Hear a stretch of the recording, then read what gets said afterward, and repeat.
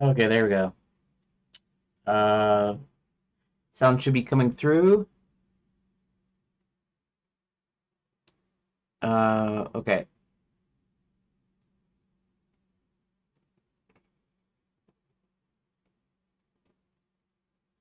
And looks like I have a new person in here. Uh, if they're still in here. Koki or Kuki Games. I'm not sure how to pronounce that, so you can correct me at any time, you know, how you pronounce Kuki or Koki or Cocky, whatever. However you pronounce it.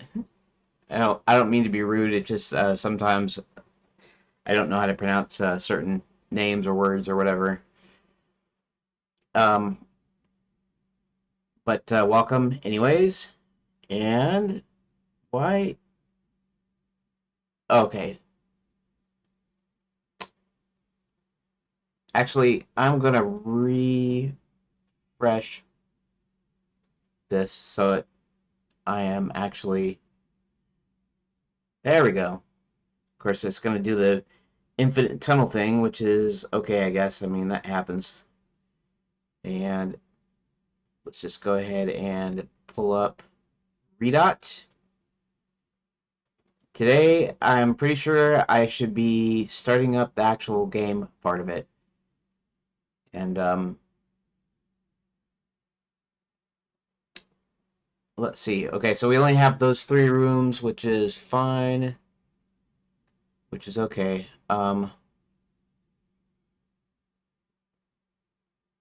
Let's see something here.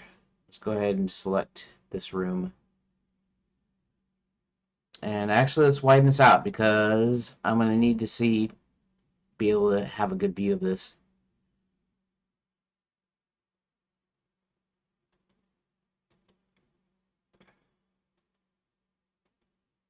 Specs. Oh, yeah, inbound rooms. There's no inbound rooms for this one because this is actually the first one. And then,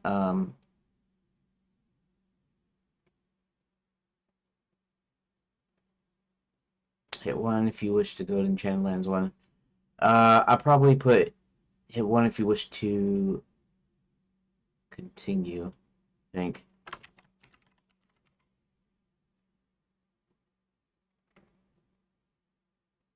Okay. Oh, yeah. Okay. And then we'll go to the next room. I wish I could have these all not maximized here. Because each time I reload, doesn't matter what if I save it, it's going to what do I say here? Anyways, each time I reload, it's gonna expand these out, these containers and things out.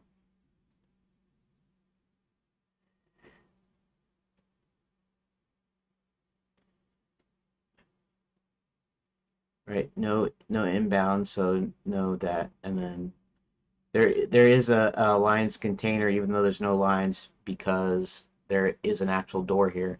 So since it actually connects to something, it would have a line to the next one, or it should have a line to the next one, anyways.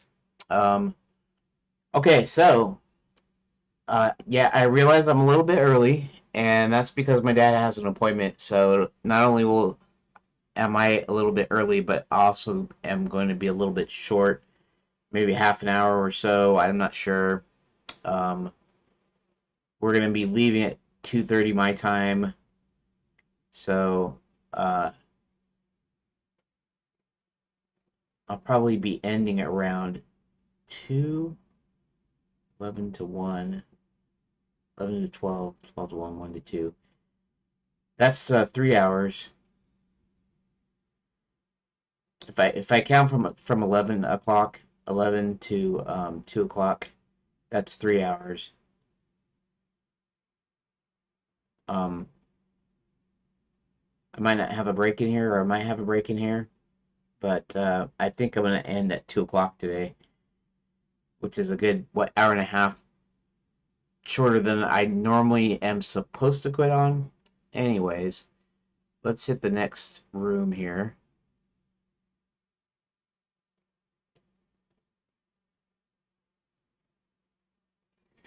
And I'm gonna only load up to the room that I'm on. Like, this is 3 rooms technically, and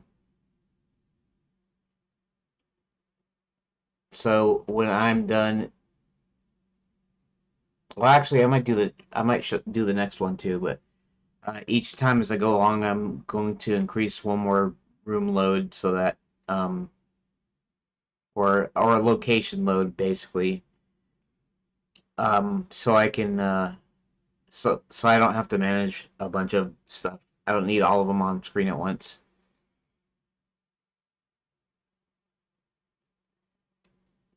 Okay, Enchanted Lands Resort sold a mysterious figure by the ruler of the kingdom. This figure named Max systematically closed down most of the resort. Many people disappeared, including both citizens and tourists. Ever since the king closed down the resort, he's been acting strangely. Chief advisor of the king and the wizard Hubert, after seeing him, goes home to prepare to get external hope. Uh, Hubert's. I want to say Hubert's home. Um, yeah, I'm just starting to modify these. So, okay, and then there's the door, and then there is the incoming. And so I go to the next one. Okay, this is where, um, okay, so let's see where that door is going. Right, Cerulia, 03, Cerulia. Okay, let me go through, let me go into the scripting code. Actually, we can, uh, oh, let's go to 2D, let's go to save room data, purpose. Everything is there is okay, I think. Just, I've saved those two.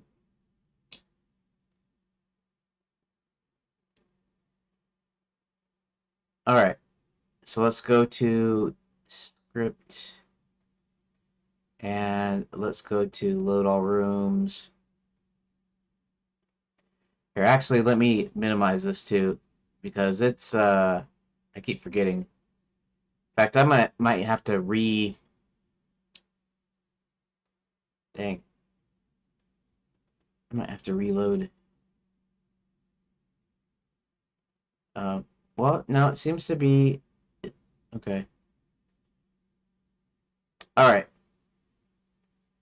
so it seems to be up to date here, which is good. 'Cause after you've been away for so long, it kind of like loses, like it's no longer up to date. It's out of sync, and anyways, doesn't really matter.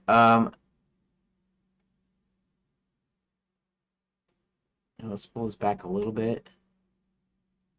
We're in load all rooms. Let's go to. Are we? I guess we are. We're still in load all rooms, right?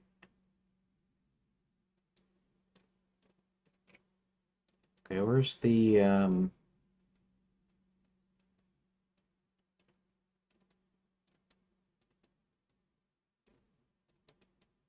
Wait a minute. Where's load all rooms? I wasn't in there. Anyways, there we go. There's gonna be a one point where it says up to a certain to load up to a certain point. There you go. File name begins with,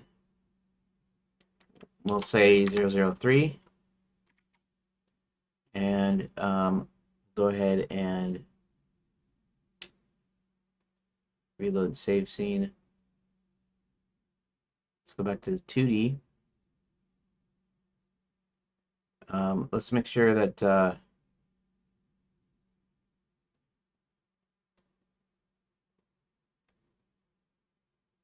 Hubert's home. Okay, that's good.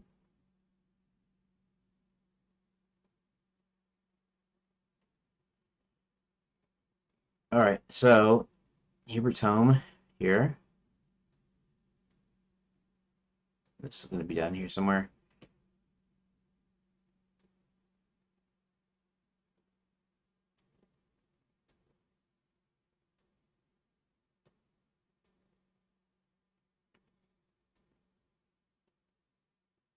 Okay.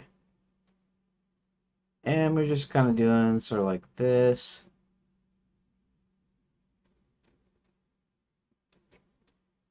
Okay.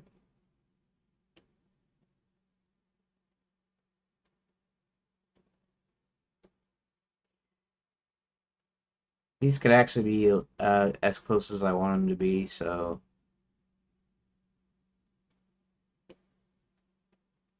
And this one.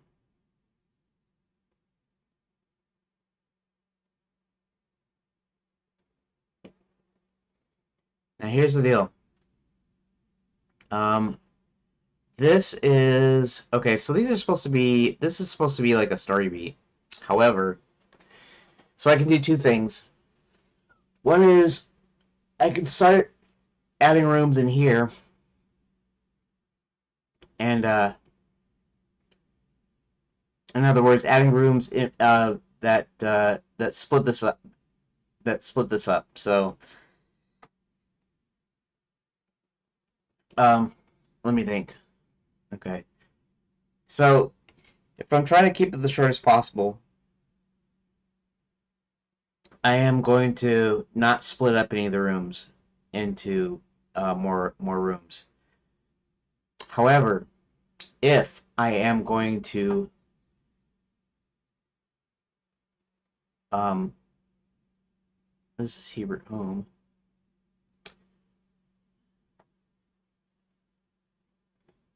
That's another interesting thing too. Is now the only requirements here are that I number them.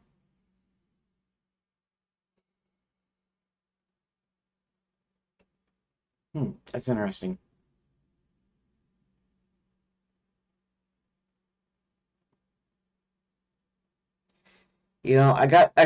I got some of the locations that are actually technically different locations, but kind of concerning the same thing, and so I got them off of the location. So I got them extra number, off of the thing.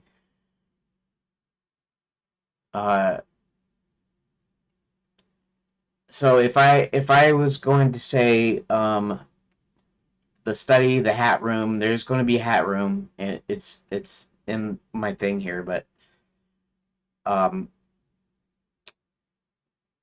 if I'm going to split them into different locations as far as different actual rooms, like rooms in a house, because it's going to be different screens, right? So, technically speaking, they should actually be different locations, not the same location. Hmm.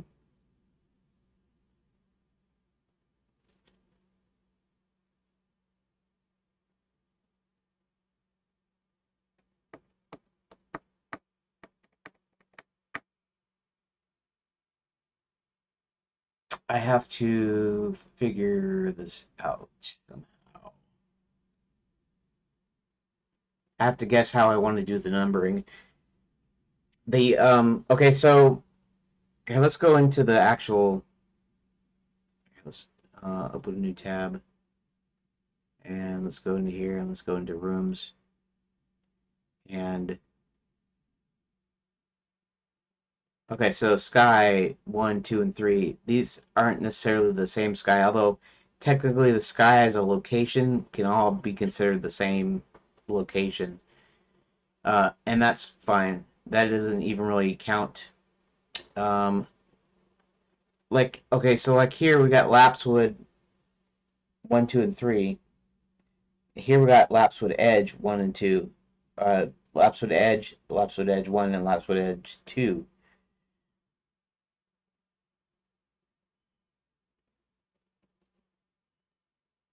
Yeah, that's one thing I didn't think about is the way these uh, locations go. because I'm going to be inserting stuff into, and it goes along with how I need to name them, and it's a little bit confusing. See these now. Now these aren't in the actual order. This isn't the actual order of the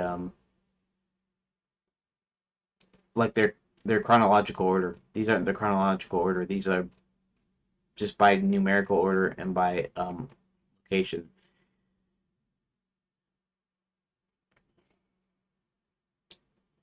Mm, yeah. Yeah, I'm okay. So I'm still having a little bit of a problem as far as that goes. As far as Hebrew tomes go, even different rooms, I can actually go ahead and just give it the extra numbered extension. So Hebrew Home 1, Hebrew Home 2, that sort of thing. And so that kind of works okay.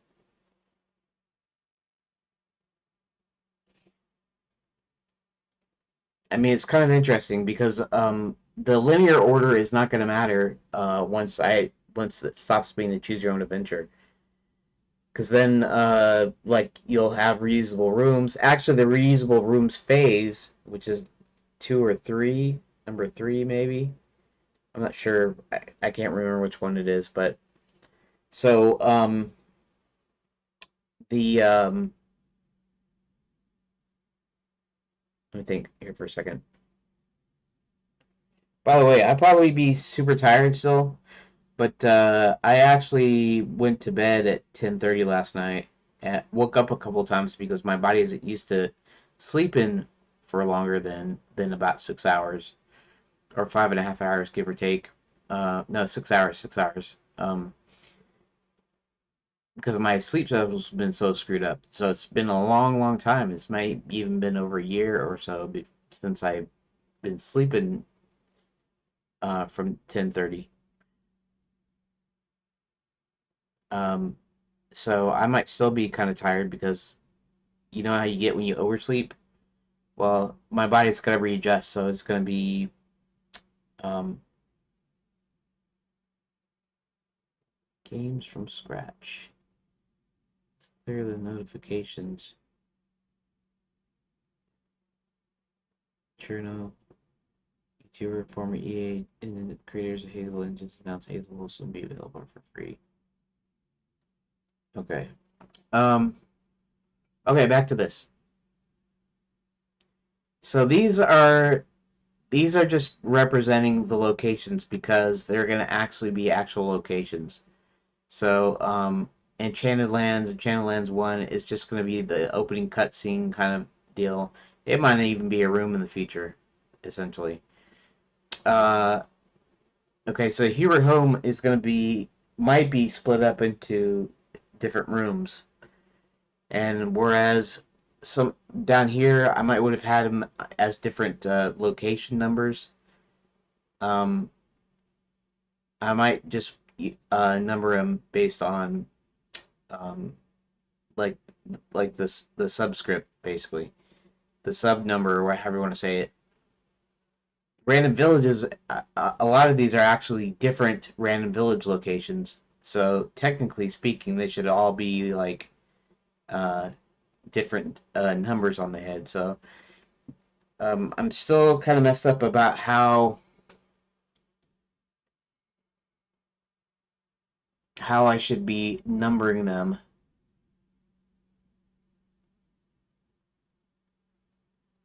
I mean, how do you work that?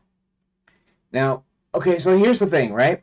So I could totally do a thing where I don't have any of these numbers up here, right?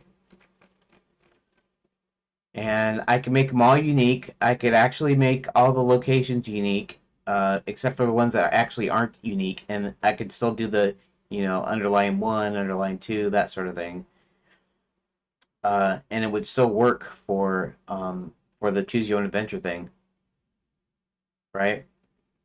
The kind of the reason that you want the numbers is you kind of want them in a certain sort of an order on here. I don't know. Maybe you don't. Maybe you don't need it in any kind of order.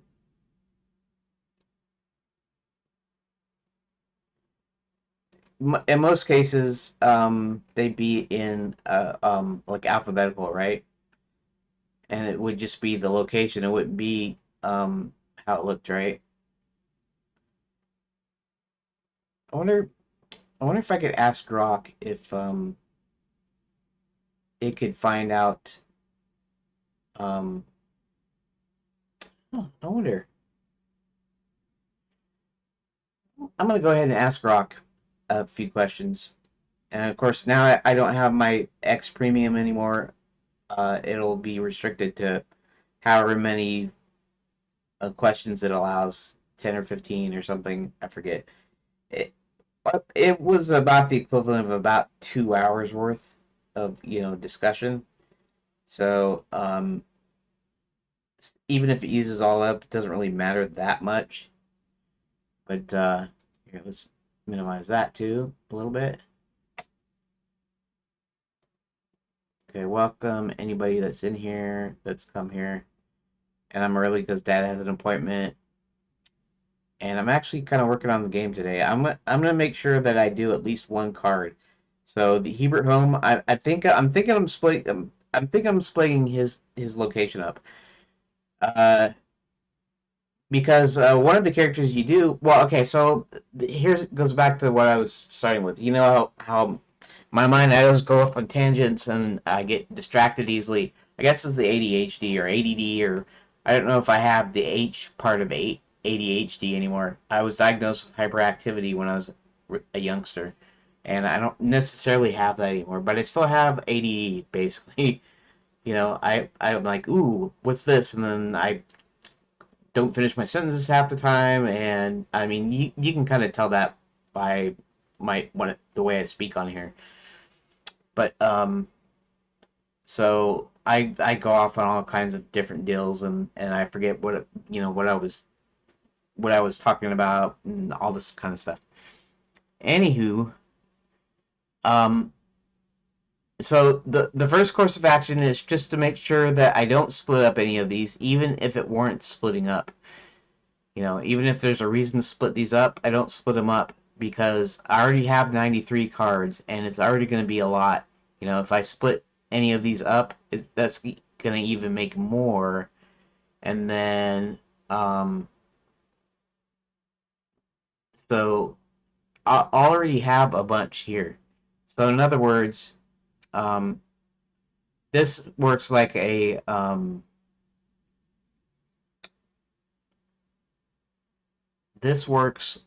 cutscene, sort of. Okay, actually, let's do something here real quick.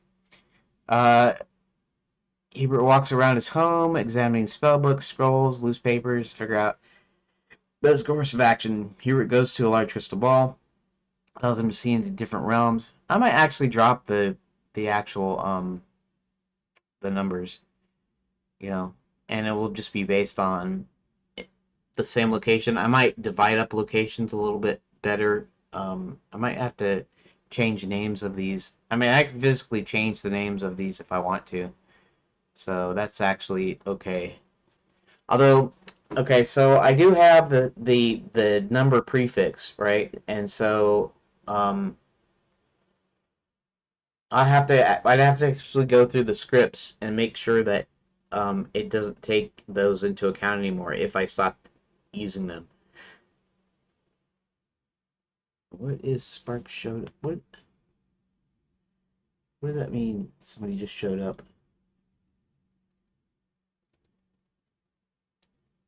Okay, games from scratch. That's a new.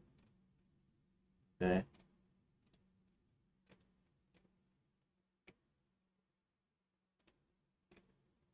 Maybe and this, yeah. Someone just showed up.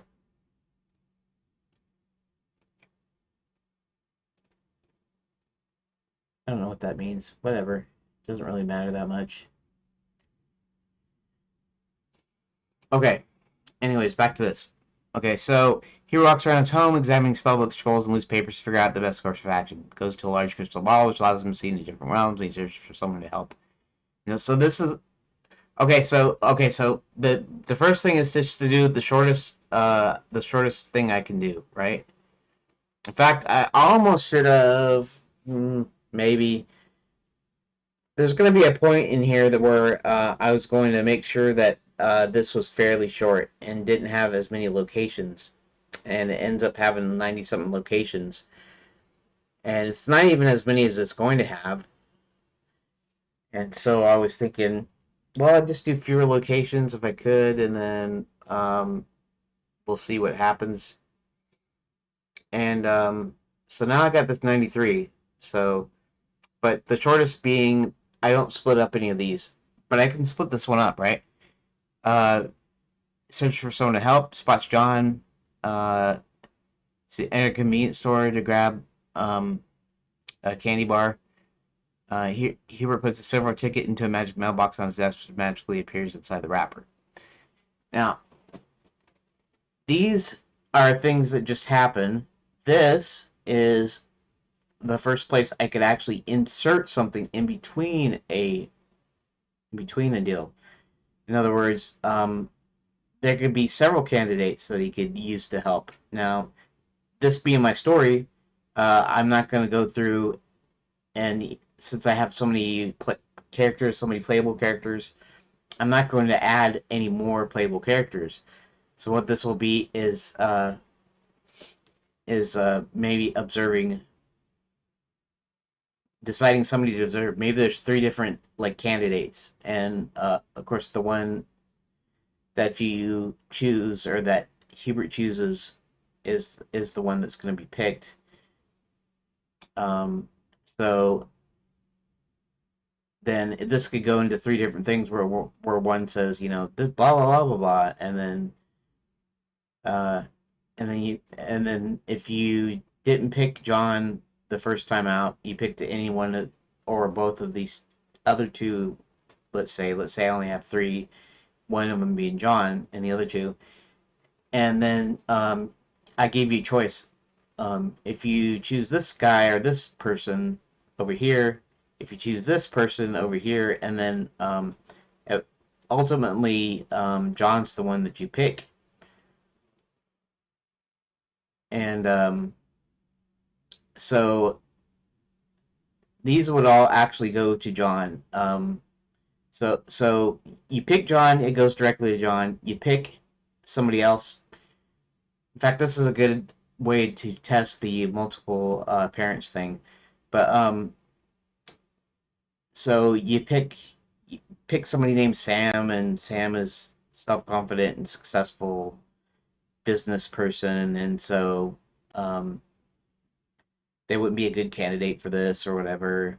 And you know, just certain things, right? You have named certain characteristics for two different characters. So they each go to John. All three choices end up going to John. Not that this will go to the three different choices. One of them being John, the other being two different characters. Those two characters, you say, Hubert decides that these aren't the right kind of people. You decide to go, go back. You know, you decide to go back, right? Now, the only thing is, in this kind of a circumstance, you only have two choices. You have three choices, but the two choices you don't pick the two choices. So if you pick one person and they go through it and then decide that's not it, then they send you back to the choices. And then you pick the other person and it's not it. Then the only one you have left is John.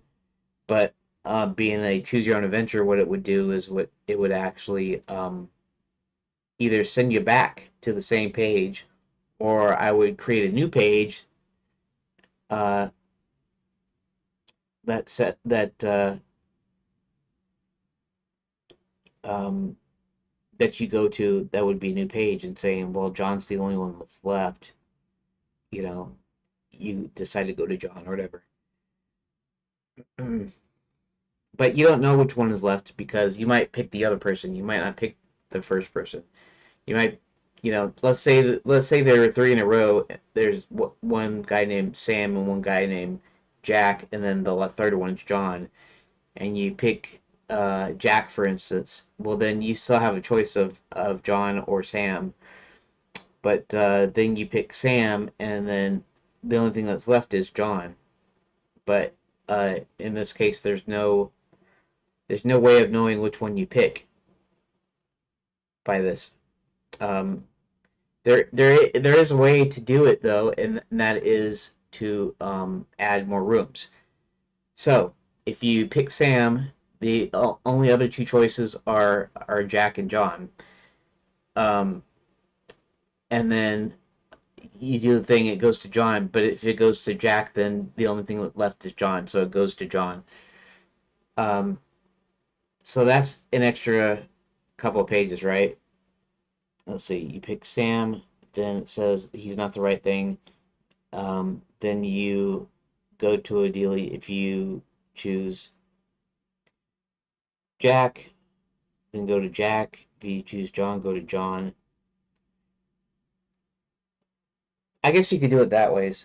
Since you can have multiple parents, it can actually go to the different ones. John, Jack, Sam. You know, John and Sam. Um,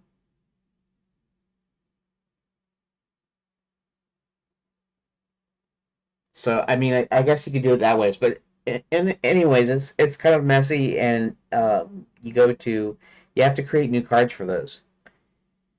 So I can do that, and I can split this thing up, and it can go these cards, and it's kind of tough because you don't have you don't have an inventory, you don't have a room state, or anything like that. So then you're kind of going, well, should I just make sure that you don't do this? And okay, so let's we read this. He puts a silver ticket into a magic mailbox on his desk, which magically appears inside the wrapper. Okay, got that. Now we're at Cerulean. Cerulean is actually our realm, right? In our realm, also called Cerulean by Enchanted Landians, John is leaving work and walking home down the street. John stops at a store nearby and gets his favorite candy bar with a silver ticket inside. Okay.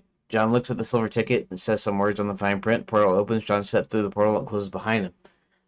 So already, Hubert's already doing. I have to actually click on the node instead of the whole thing. I mean, I could set it to click on the whole room and to do it properly, but that's why I was talking about possibly creating a tool. Anyways, okay, so the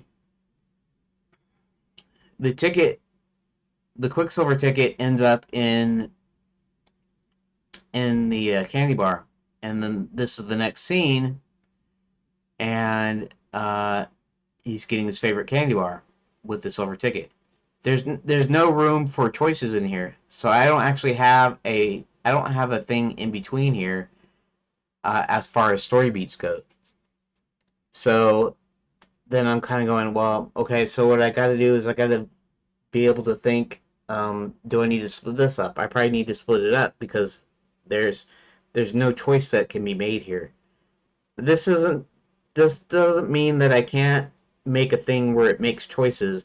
What it means is there's no room in between the rooms to do that. In fact, let's actually go to the rooms. Oh, these aren't in order. Here, let's go to. I think I put it in documents. Um, what did I call it though? Escape game system intro. Rooms.text. No, adventure game phases, new room list, rooms list redux, rooms redux for locales, rooms redux renumbered. There we go, rooms list order. Okay, so, right, here at home, Cerulia, Gaze Dragon Map 5, 6, 7, 8, and then it goes back to 3 because Cerulia is still the same location, and it's our world. And technically, it's a different location in our world, in our realm. See, so that's where I'm kind of going. Do I want to do it that way? Do I want to redivide up the? Do I want to get rid of the prefix numbers because, in a sense, they almost don't matter really. And this is only for locations that are the same here. Now this is fine because these aren't actual locations. At Channel Lands 1, but Hebert's Home is a location. Cerulia is a location, and like I said, specifically, Cerulia and Cerulia 1 are different locations. Cerulia is where John lives, and I think I don't know. I think I had him like living in Arizona or something. I forget exactly. I forget where he lives now. Uh, or Oregon, because that's where I was from, is Oregon. But I think it was that he John lives in Arizona. But Zanzibar is from our realm also, and Zanzibar is actually in Las Vegas, and so this is technically Las Vegas, not you know, not Arizona, right? Nevada, Las Vegas, Nevada, not you know, Podunk, Arizona. I don't know what I could actually pick, some town or whatever in Arizona, you know, Pinedale or, just the, Phoenix Flagstaff, that sort of thing.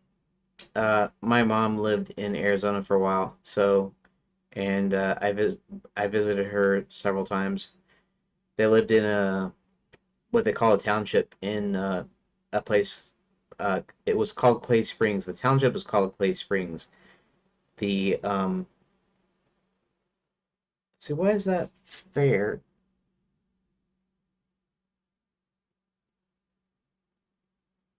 See, that's actually less than that 10,000. So, what's what's the deal here with this? Less than 10,000 kbps out of recommended.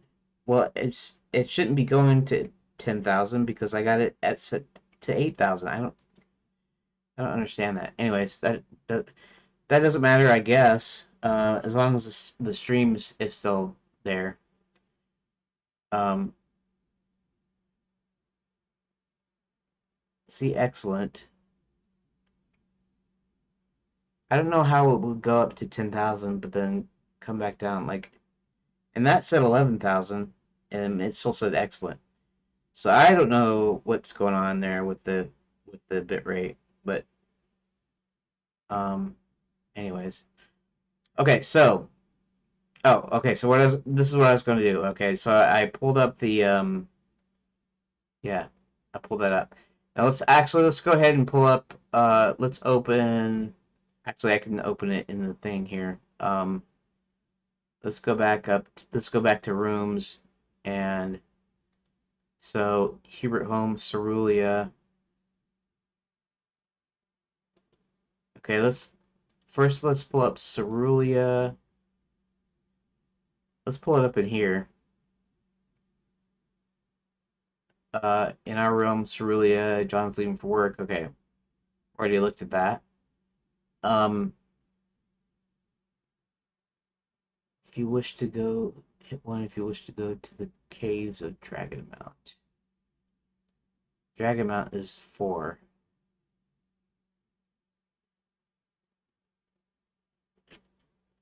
John steps through the portal. Okay, so all right. Here's Cerulia, right? In fact, let me check something here. Okay, Cerulia, already there. That's okay. Let's back up.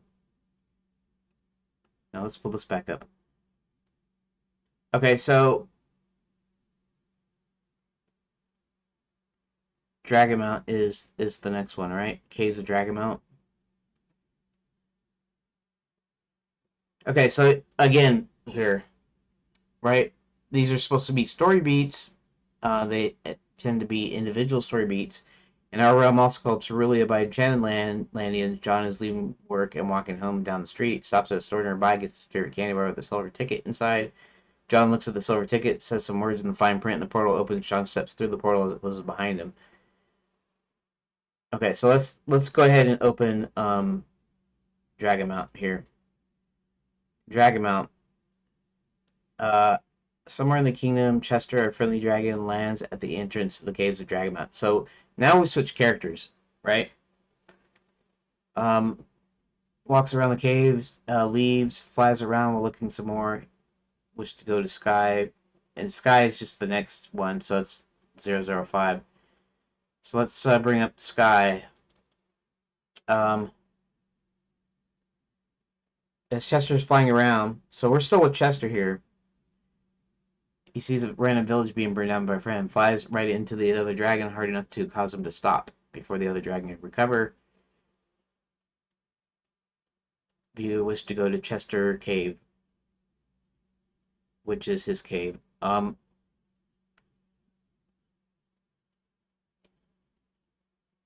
Okay, so again, I don't have a thing in between here, right? Flies around while looking some more.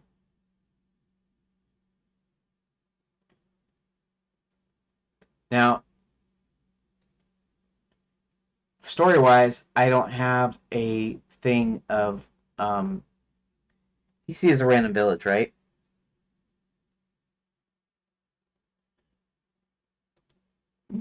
And this isn't even like a direction or nothing. He leaves and flies around while looking some more.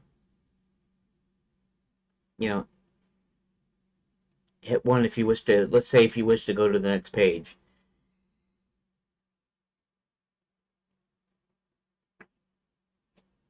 So I don't have Okay, let's see what the next one. What's the next one? Chester Cave, which is 006. See, these are mostly in order. Not see like Sky 1, 2, and 3, right? But anyways, location number 6. Um, Chester picks up a few shiny objects from his cave and then leaves again to search for more of his friends. Hit 1 if you wish to go to train cabin. And the train cabin resumes where John left off, right?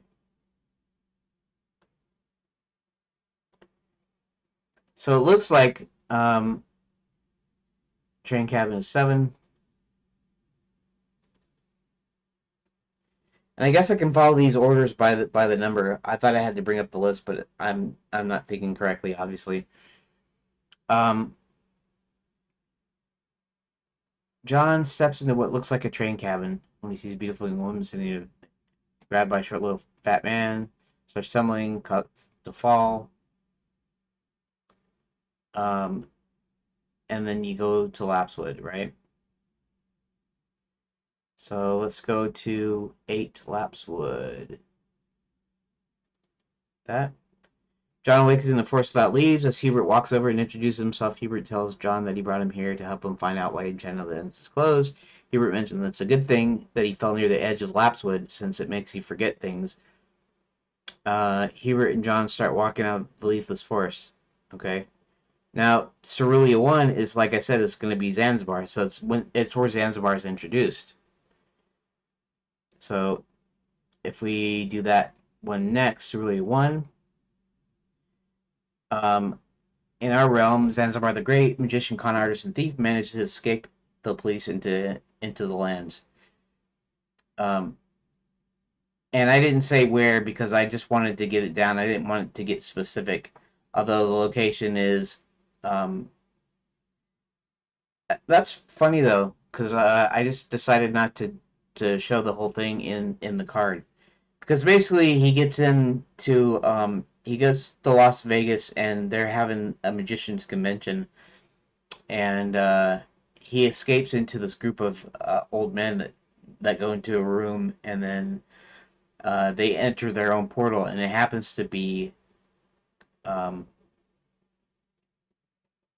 going to they happen to be going to Enchanted Lands. They were actual real wizards that for some reason were in Las Vegas for the maybe uh, because they knew that um, they were holding their convention there and they knew Las Vegas. It wouldn't matter if there were real magic there or not because they're weird and people just think it's another weird thing, or whatever.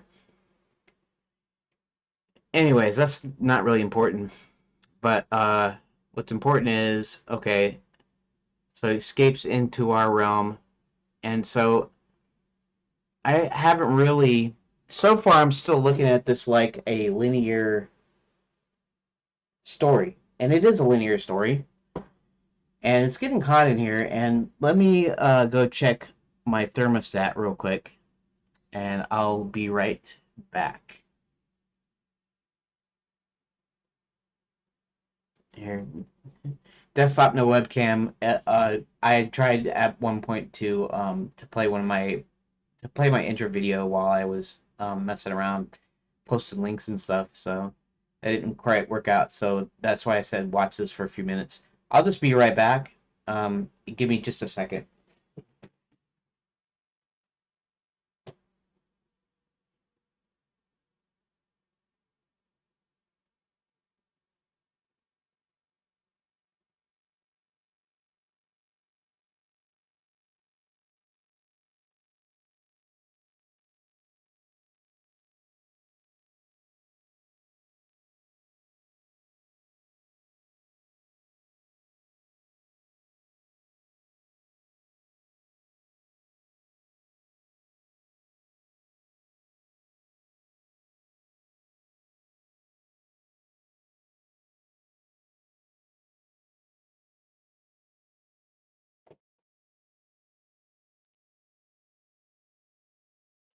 The reason the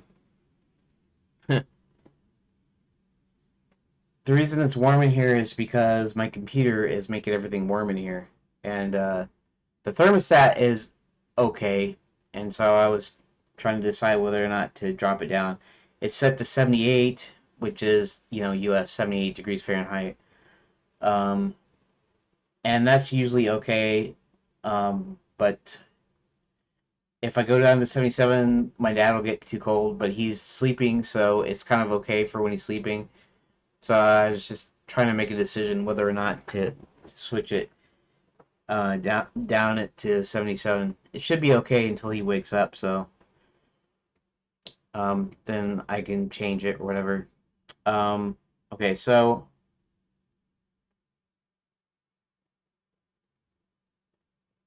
where were we? All right. So I actually kept this down to like a single statement, right? I could have added a few more statements to it if I'd wanted to. I still can. Um, okay, so this is still running pretty much like a story. Now let's go to the next one. Random villages, which is 9. The first random villages. Does a few tricks for the first locals he sees in some random village. Gets his crow corvus to steal from the locals. That's the other thing. He has a crow with him, and which is going to be the beginning there. So I'm just kind of thinking, okay, I don't really have a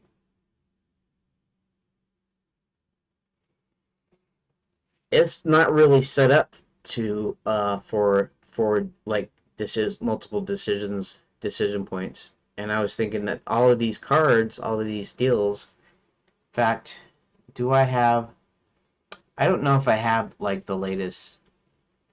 What's the latest? Let's go back to this, the documents. Rooms list order was created the 14th. YAML. Let me open that up.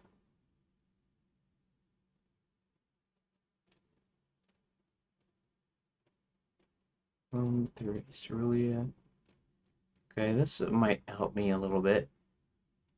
This is all in, this is the correct order, I think, here. Okay.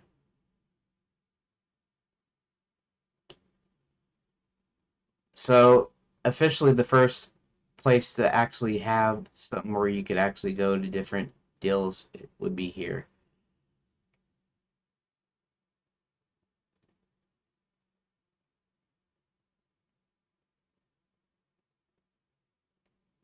If you wish to go to Cerulean, that's not really how it would work. Would it just say, is it would say hit one, uh, go to the next page?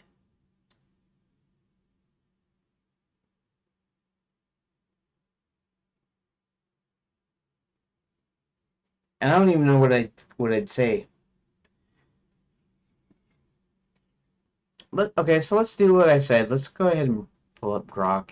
I know I'm not on premium anymore, but I should still have my account.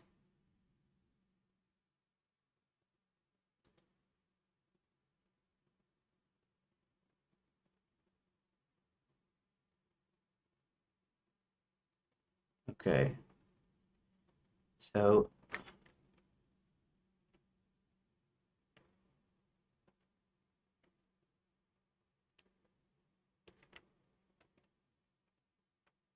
um today's is Monday, 12th, 25 and 7:36. 1:37 a.m. DT.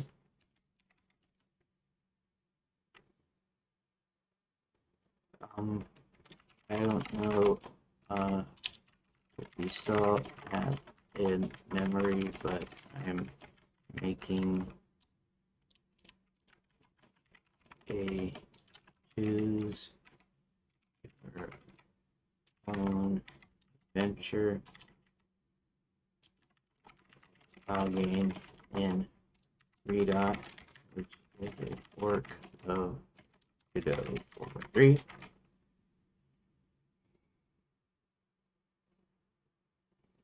Um, and I'm making some decisions about how to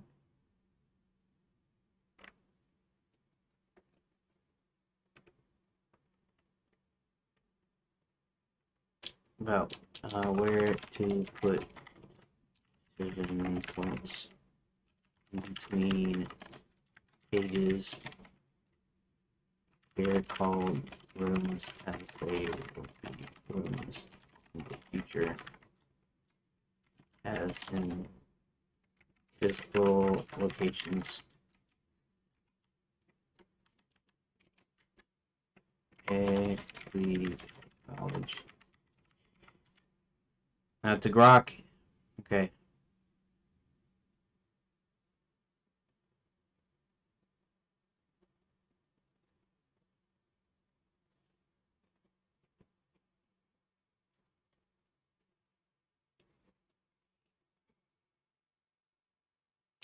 Think here for a second. Let me think of how I want to.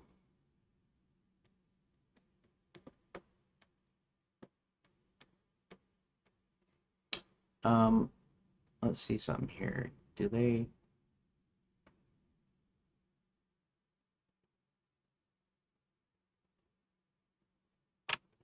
How much do you know about the choose your own adventure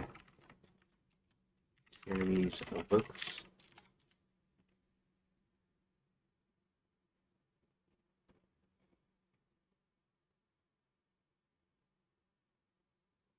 $1979. A lot of good stuff started in the late '70s and on into the '80s. Things that you think are '80s or think of as '80s, a lot of them started in the late '70s, like Star Wars and like um, like some of your favorite songs and whatever bands and stuff were actually from 79, 1979, and 78 and 79 and stuff. So a lot of things that you think are 80s are actually just they started in the 70s, but you don't think of them as 70s because um, the styles and the money and the kids that were coming and whatever stuff was just starting. And we you, usually in a decade, what happens is for one thing, the end of one decade, uh, a couple years before. Okay, so how do I say this? Usually, it still feels like the previous decade, even on to like you know the first year of the decade. Like 81, 1980, 81 still feels like the 70s a little bit, and you can go that forwards or backwards. You can do the same kind of thing, and around the second year is when it starts feeling like the new decade because all the styles have completely changed over and stuff. But what's funny is some of the stuff that you get from it actually started in the earlier part. So, like I said, Star Wars came out in 77. Superman came out in 78. Um, was it My Sharona by the Knack? The song My Sharona. I believe that it was like 79 or something. So stuff we typically think of as 80s actually kind of started in the 70s, right? So, um, like, yeah. Anyways, um, okay. So, origin and history. Pioneer, but okay. Cave Time. Packard initially developed the concept in the late 60s while telling bedtime stories to his daughters, incorporating their choices. The series grew under Packard's collaboration with R.A. Montgomery and others, becoming a cultural phenomenon in the 80s and 90s. Each book is written as a second in the second person. You are the protagonist, with the narrative split into short sections, pages. At the end of most sections, readers choose from multiple options. If you enter the cave, turn to page 23. If you climb the mountain, turn to page 45. Choices lead to branching paths, resulting in multiple endings, some successful, others disastrous. Books typically have 100 to 150 pages, 20 to 40 endings per book. The branching narrative creates a non-linear story, encouraging replayability to explore all outcomes. Early books were simpler, but later ones introduced complex mechanics like inventory tracking or stat-based decisions. I don't know about the actual um, choose your own adventures themselves. I don't know if they did like inventory tracking or anything like that.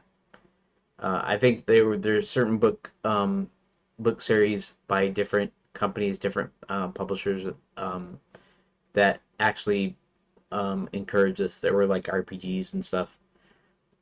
Stories span genres: adventure, fantasy, sci-fi, mystery, horror, and historical settings. Common tropes include time travel, exploration, survival, detective work. Tone balances excitement with accessibility for younger readers, though some endings could be surprisingly dark. The series sold over 250 million copies, translated into 38 languages, and inspired countless of imitation adaptations, including video games and interactive media.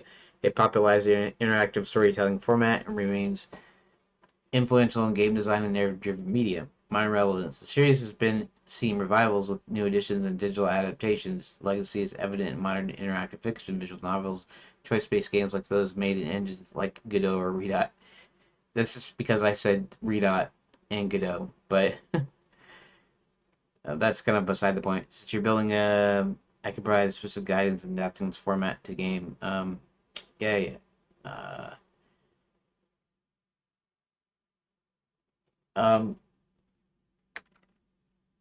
okay, so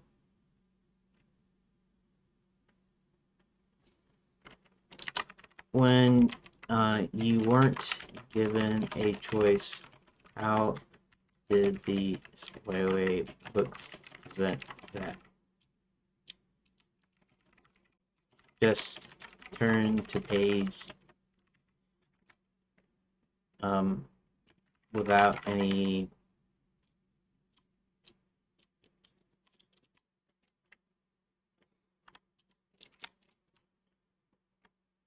or something.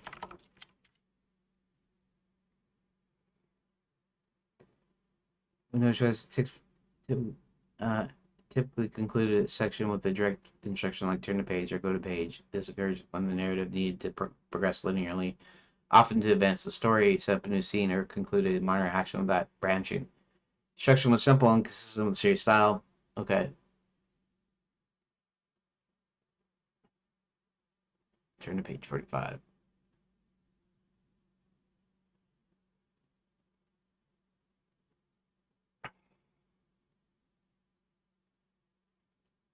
Hmm.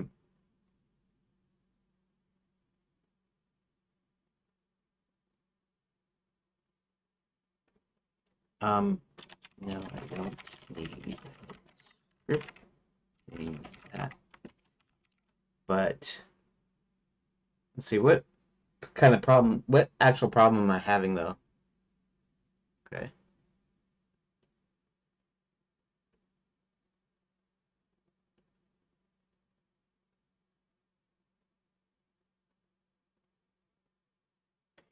The concept of chapters, um, these aren't chapters though, in strictly B chapters, but I'm switching in between characters.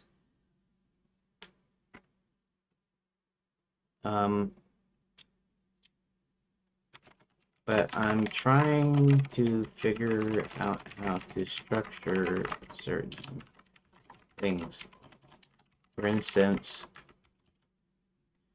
um, right now I don't have multiple player characters uh, as individual objects, but that was the drops on the way home. See you shortly. I don't have multiple player characters as individual, but you'll be able to play multiple characters. Now, to start, this is linear. So, for instance,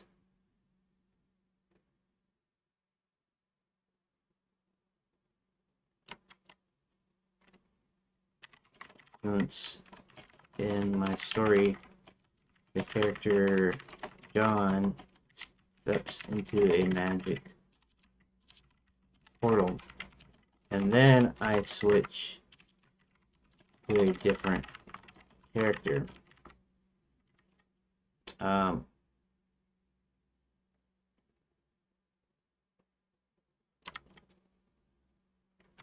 a dragon who happens to land at the base of a cave system.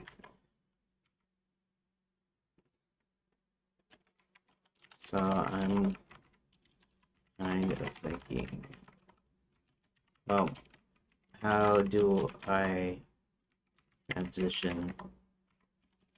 Do I say click to continue?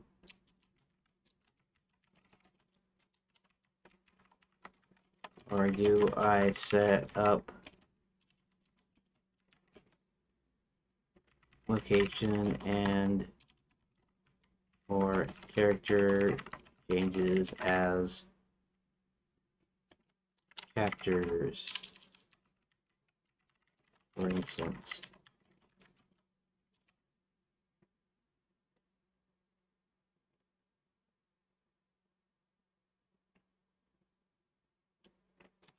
Hit one, 2, chapter 3, Chester,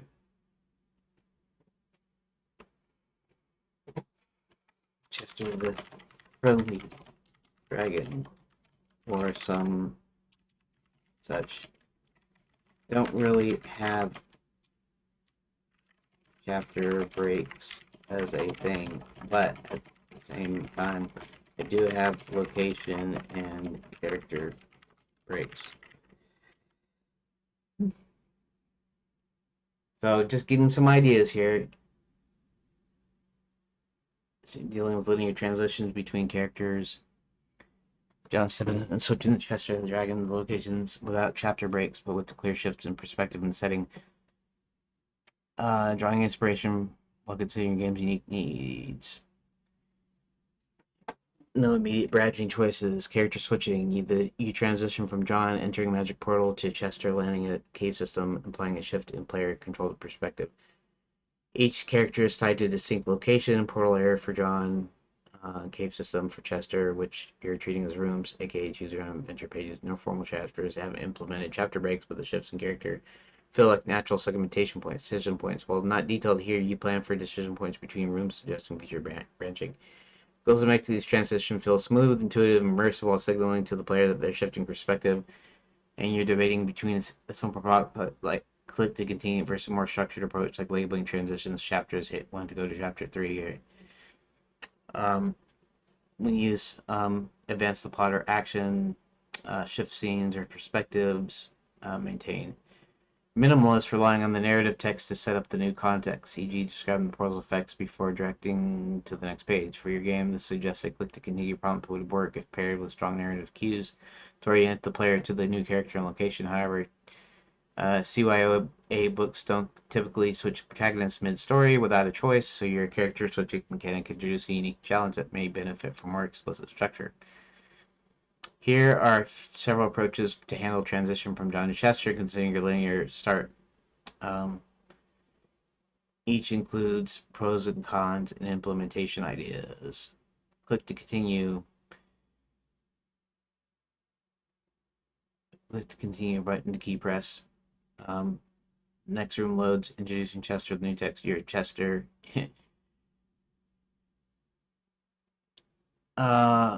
keeps focused.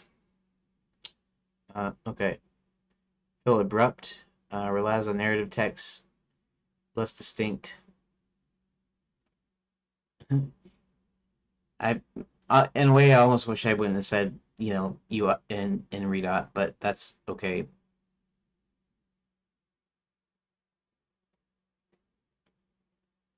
Okay, chapter like breaks. Hit 1 to go to Chester 3. Treat major as pseudo chapters after John's portal to scene. Press 1 to continue. This loads the Chester room. Very significant shift in perspective and setting, reducing confusion, add a sense of structure and progression, feel rewarding, provide a natural pause, can be thematic. Cons.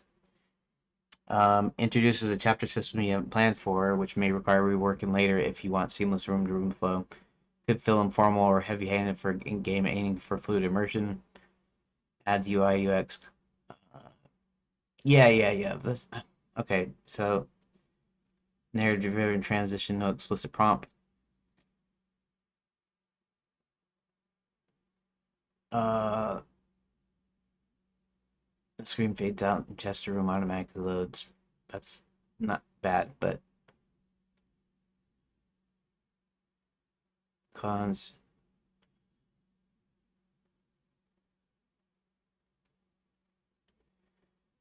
Um,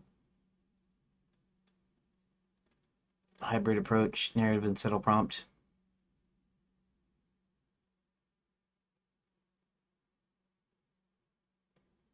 Press any key or small button. And slows the Chester room. Okay. I can still click 1 to continue, but okay, so alright.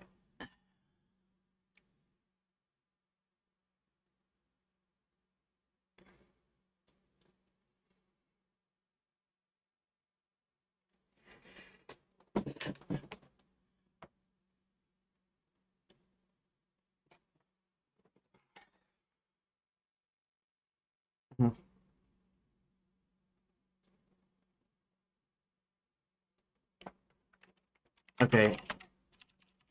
Don't suggest any redot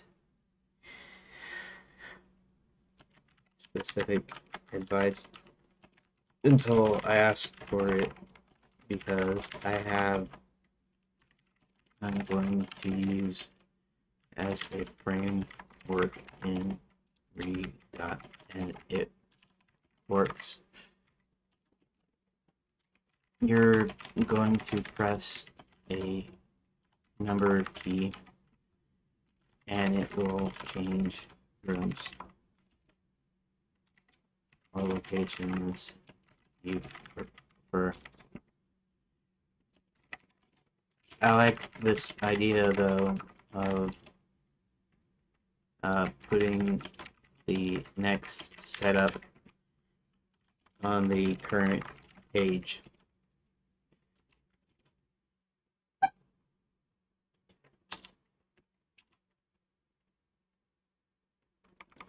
So I will probably use that. Still, hit 1 to continue.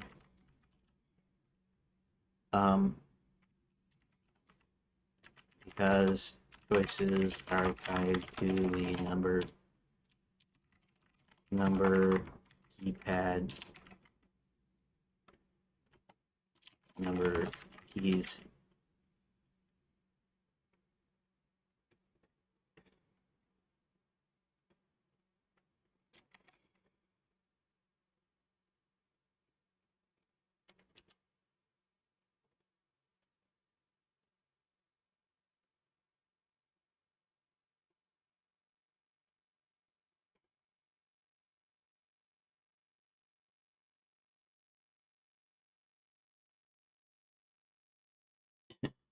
I don't need it to say all this stuff, but that's okay. We'll let it go. Um, until it says, you can't do anything anymore because, your free time's up. Okay. Let's see. What does it say here? So your number keys for room want to preview the next scene's context. Here's how you can structure a transition. Okay, I already know that. I mean, it already said it.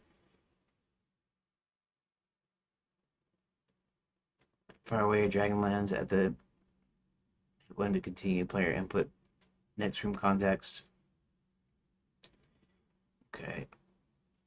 Clarity for search consistency. Structural considerations. You're debating how to handle. Treat breaks as narrative milestones instead of chapters. Think of it, yeah, mini cliffhanger. Standardize transition prompts for all linear transitions to keep the UI predictable, yet balance pacing. Ensure the narrative setup is concise. 2 to 3 sentences avoid slowing the game. Yeah, right. Track perspective shifts.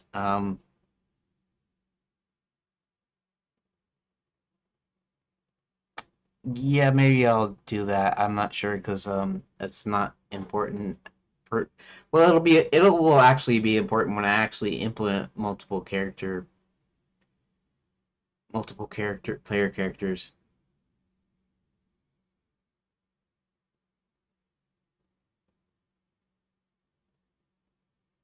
When I do multiple player characters, I'm gonna have some way of switching characters, and they'll each act as their own choose your own adventure deal, and then you'd be able to switch at any time.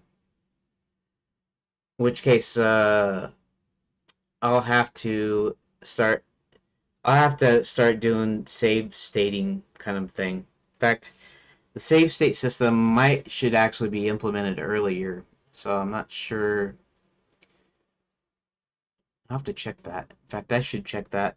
Let's let's go to where's that? Where's Pastebin? Oh, that's weird. Oh, I see. I put it up here. It's there. Okay, that's fine. Uh, independent reusability navigation system, multiple hair characters.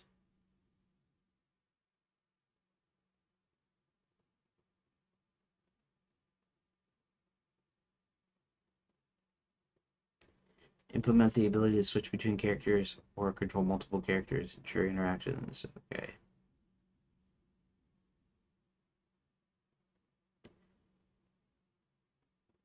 Room independence.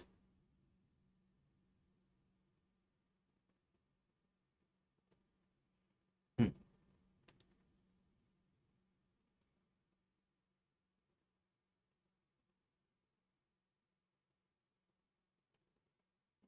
Okay.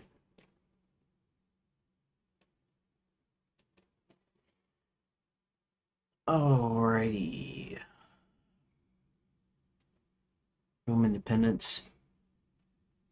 Where's the state system though? Save state system.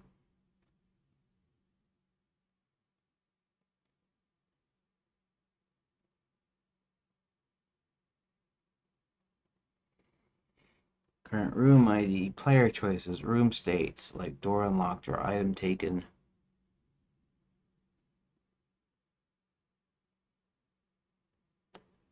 Load system.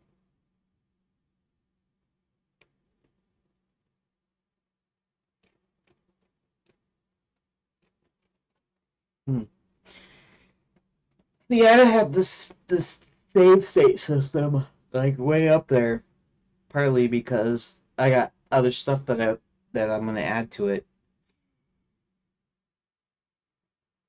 and it kind of gets away from the simplicity of a choose your own adventure type of deal. And then of course I got the other thing is okay.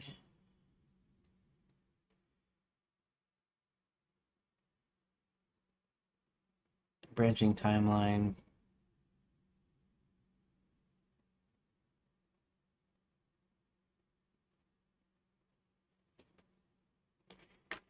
Well, eventually it's going to evolve over time in phases. So it's not going to have visuals for a while.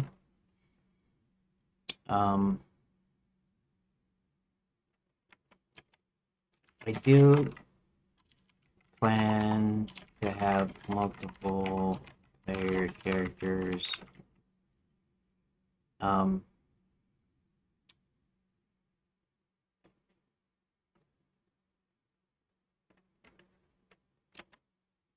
At around phase was that phase 4?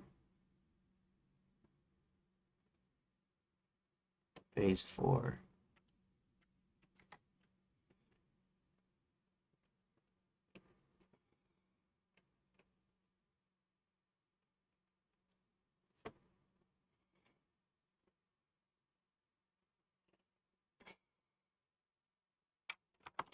Phase 3 is actually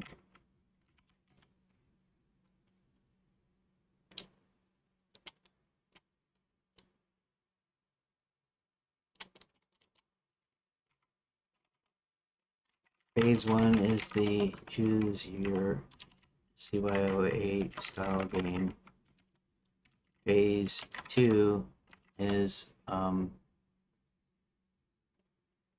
a separate navigation system from the actual choices you make in room.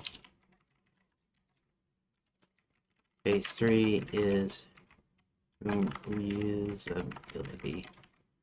We'll have multiple choice sets, multiple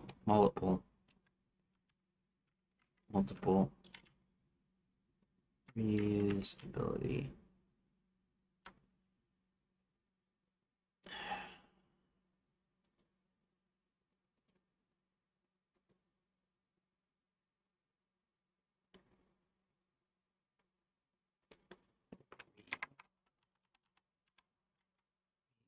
I don't know. Choice sets. When did I start? Technically 10:30 to 12:30.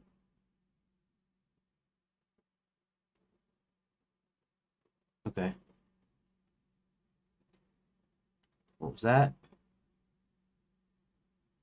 Okay. The extra choices phase 3 for a single location.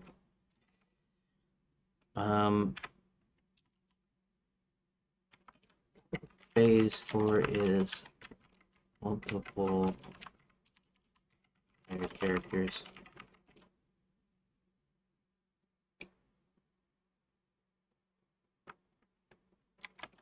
and so on. Later phases will introduce the parser, we'll have graphics, sound, and point and input interface.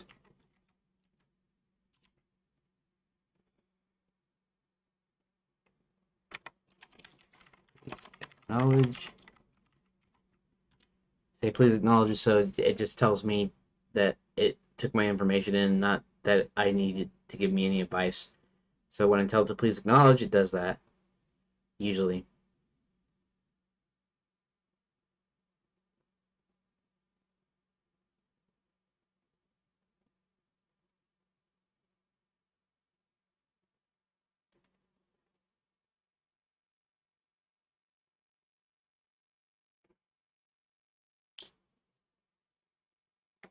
Okay, so that helps with transitions. Let's see. What else was I thinking about asking?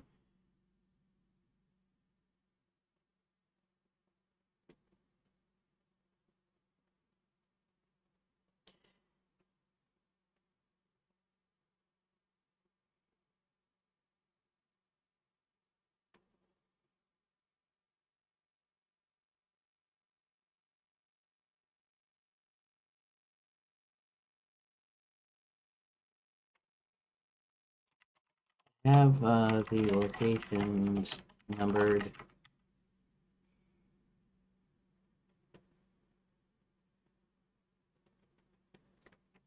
For each unique location. However,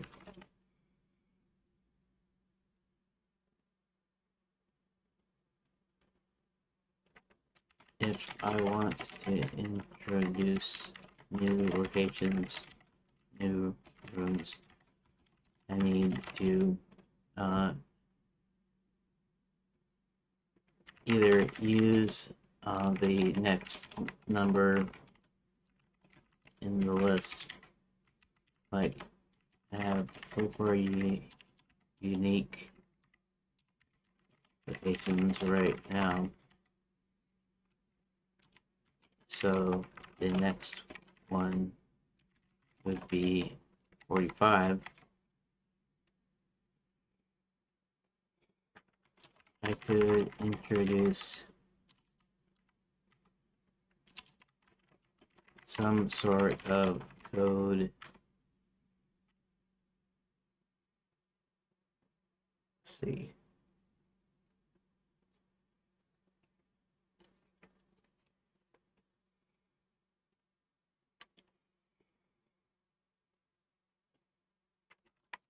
Indicating in between locations.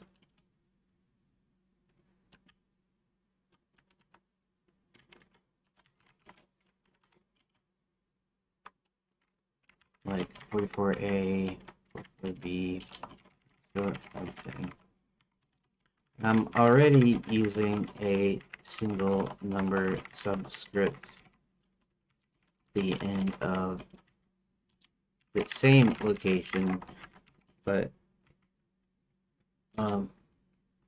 actually different room files in JSON for the rooms. So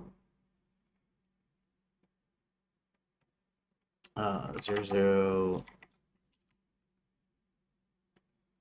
What is Hubert Thomas 002? 003. Wait a minute. Let's see some here.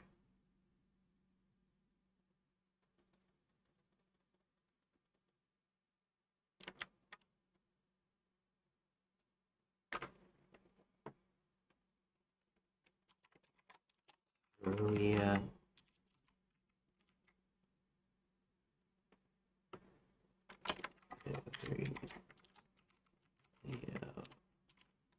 Cerulean.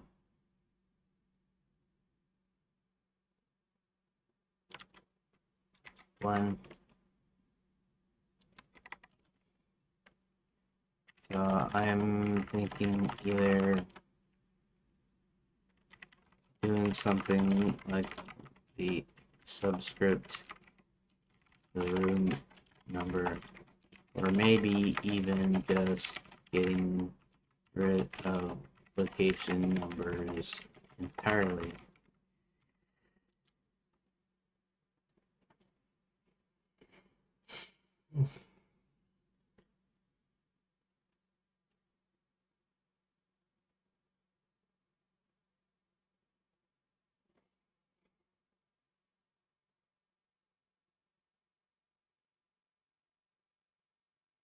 Okay, let's see what it says here.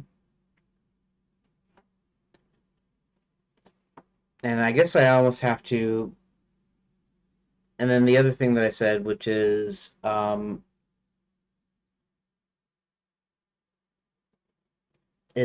having multiple cards, having fewer cards, that sort of thing, or pages or rooms, whatever.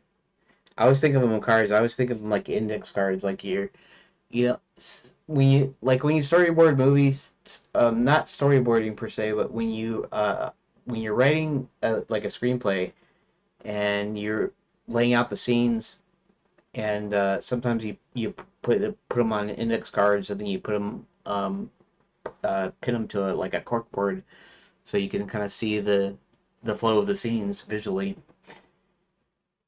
And so sometimes I call it cards because of that. It's just the way I see it in my head. Rooms is actually what I call the actual files, or the actual game object. It's called a room. It could have been called location if I wanted it to, but I chose room.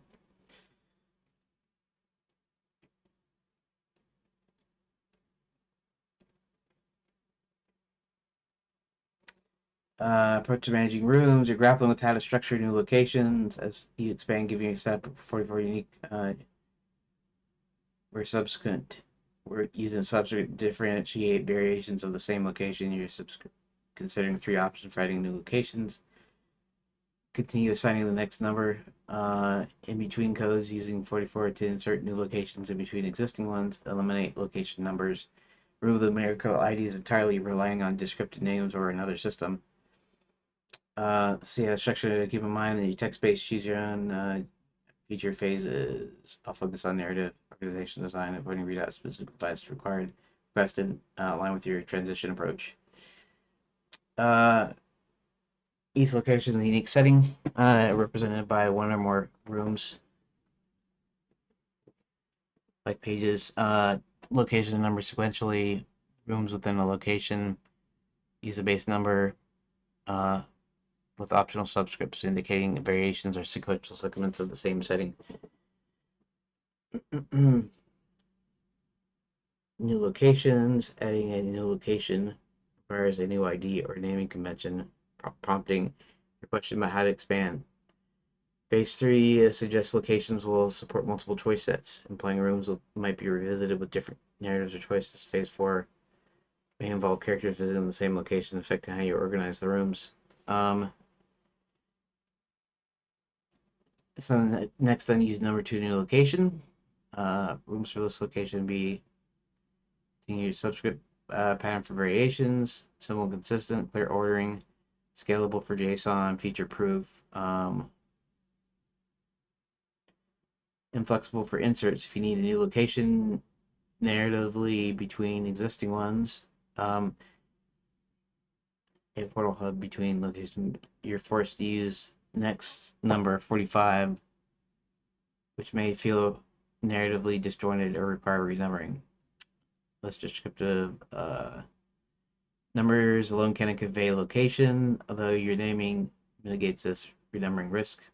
You reorganize the story later, sequential numbers may need adjustments, although this is manageable. Search and replacing in JSON for linear or semi-linear game where new locations are added at the end of the narrative don't require a narrative proximity to existing locations.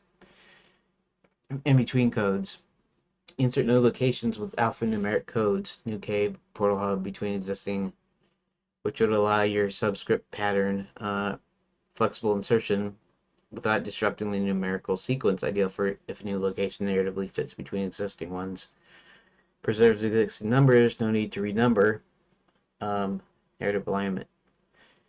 Cons, complexity. Alphanumerics are less intuitive than pure numbers for sorting or referencing. Scalability limits. This system become unwieldy. Nested codes are even messier, inconsistent with subscripts. Rooms within a location. So 44A might confuse whether it's a new location or a room variation. Occasionally inserted between existing ones. You want to avoid renumbering, but don't anticipate frequent inserts. Into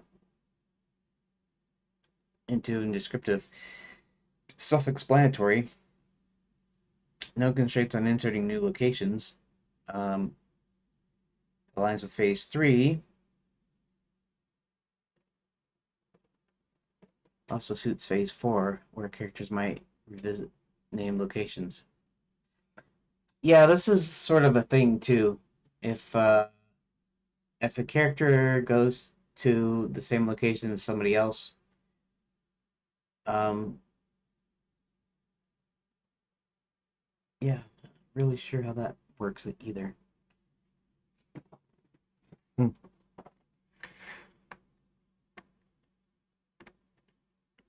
Feature ready.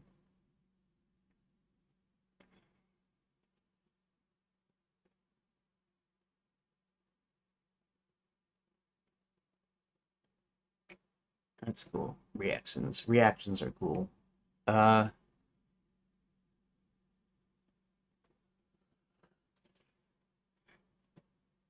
huh. Transition rework. Your current I mean, switching names requires updating all transition reference. Could be time consuming. Yeah, I can actually, if I start doing that, there'd be a couple things I'd have to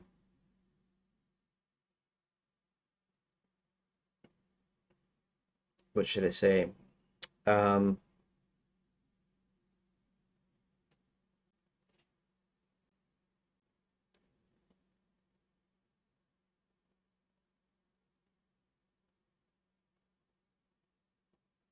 yeah, I'll have to. What in the world? Okay.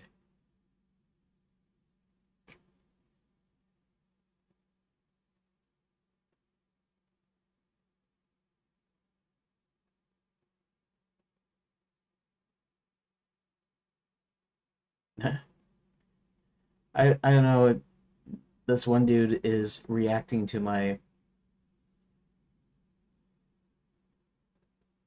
stream by putting REACTION reaction emojis. So it reads like reaction. I don't know. It's kind of weird to me, but anyways, it's funny. Um and a clapping emoji. What does he keep on doing that for?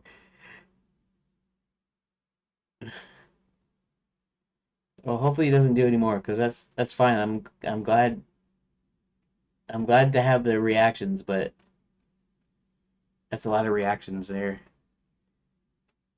Okay. Let's see. Transition cons. Yeah, I'll have to rework everything. In other words, I'll probably have to go through and either get Grok or just maybe write a Python script, which I know a little bit more now. I could probably go through some of those and I could probably knock something up real quick as far as like renumbering or removing the numbers or whatever. So all it means is going into the source code and um, not accounting for or not worrying about the number prefix.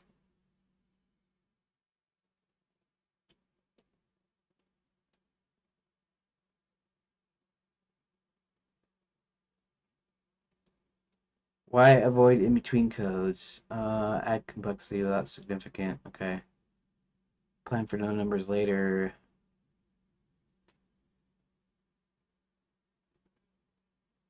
Multiple characters. If characters revisit locations named like features a parser or point and click interface. Benefit from human readable names.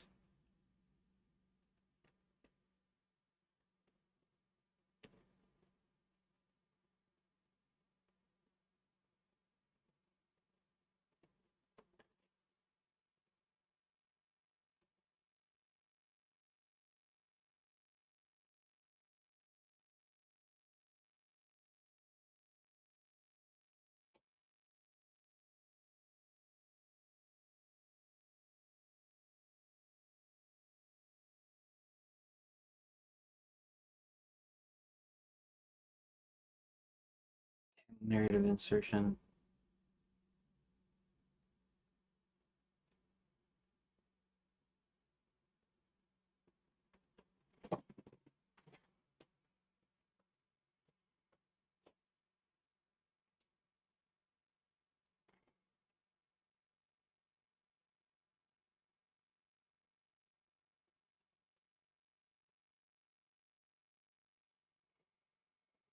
To use the eventual switch to no number system.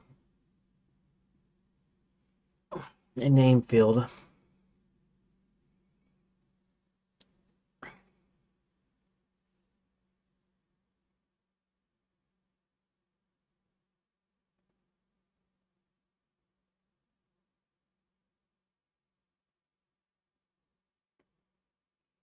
Base for use a script to replace numerical IDs.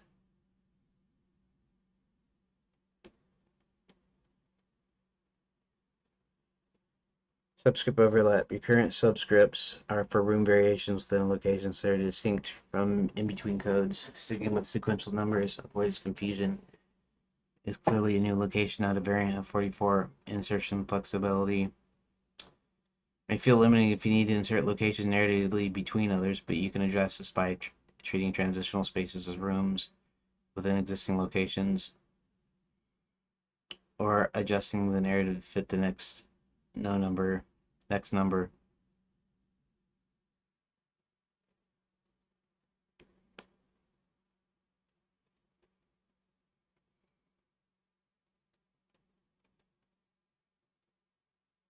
How often you add locations? New location frequent or yeah, it's frequent. Narrative structure. Are locations structurally strictly linear, or might the story loop back to earlier locations?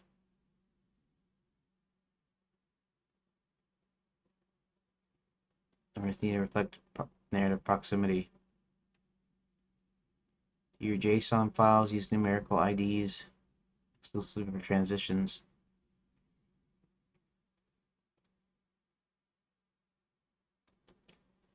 Um,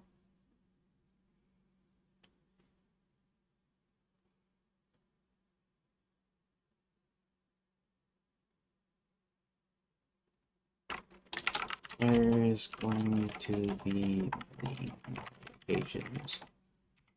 I have 93 different rooms and 44 locations. Um, Actually, some of the same location really aren't in the same location. I have several random village pages that are different villages. That's named, that's random village, random village one, and so forth.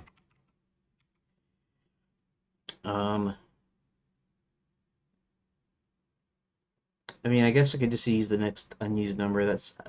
That's probably the best way to do it, anyways.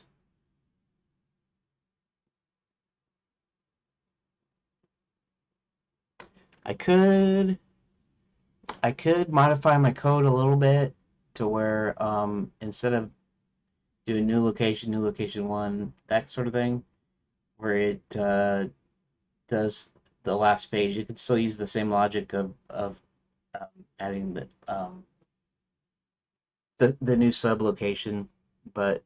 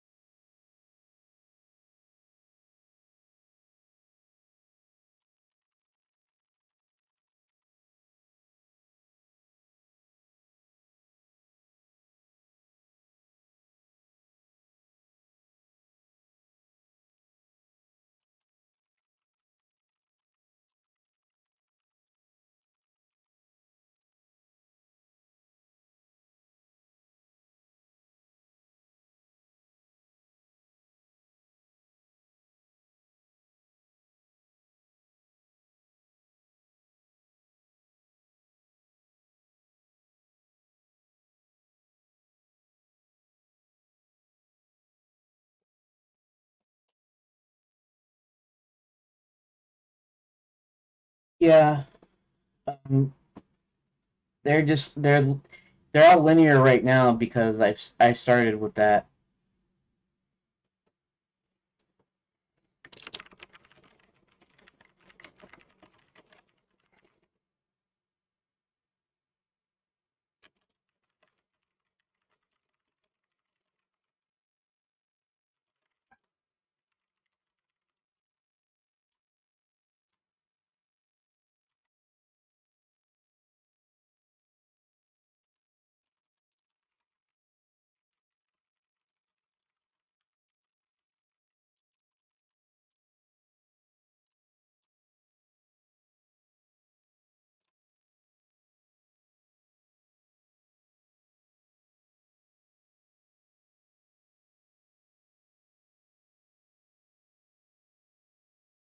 I might still do a subscript, but I might do a subscript as a separate, its own separate character. In other words, underscore, then letter, then underscore kind of thing.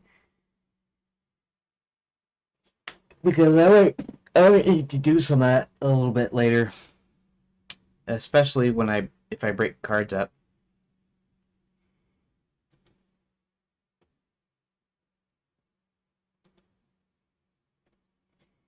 Okay, so in a sense, I haven't got anything done yet today, and it's already 12:30, and I shouldn't take a break now till 1 o'clock, and then I don't know. No, maybe I'll just go continue on until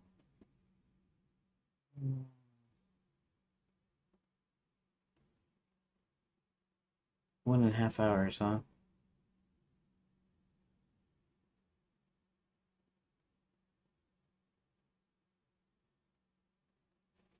I don't know. We'll see. Um,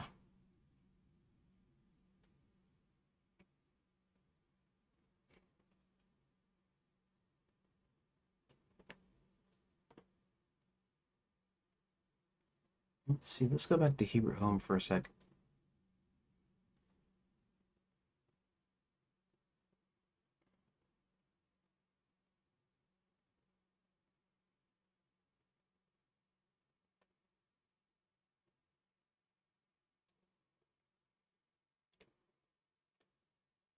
Hmm.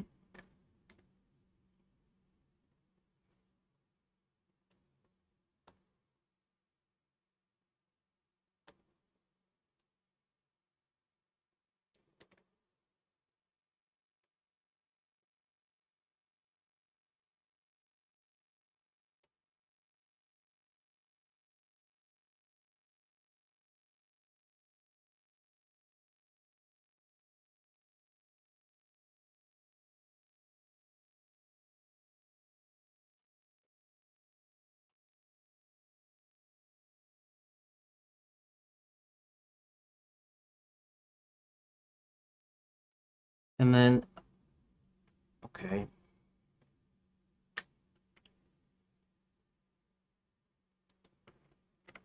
So now I'm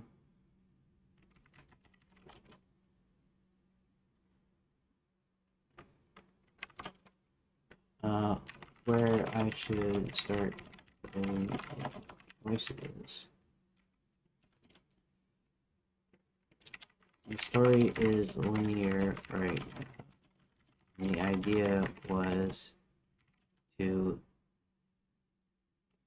add the interactivity between story beats or these rooms.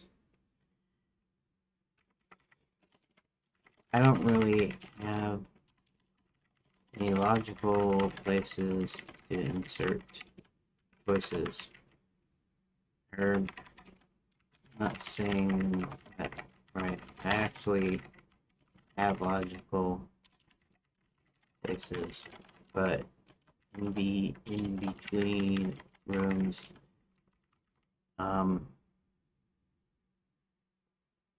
there isn't a place to put choices. Wondering if I should split up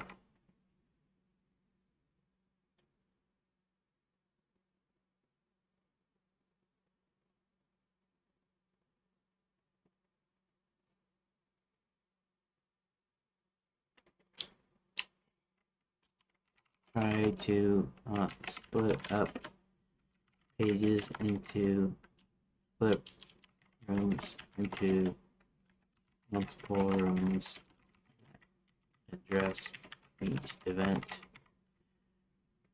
I'll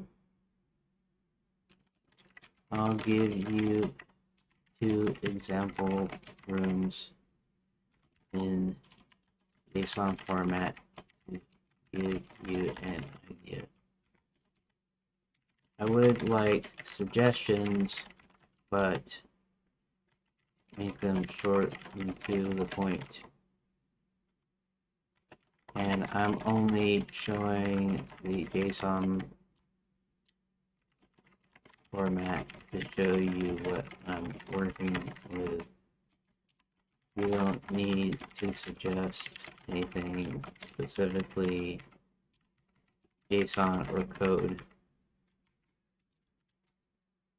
Now let's go ahead and go to here. That's not what we want though. We want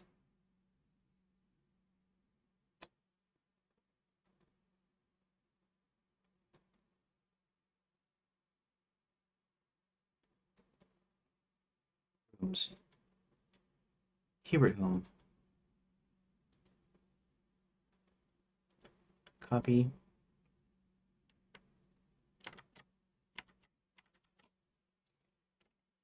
Zero two keyword home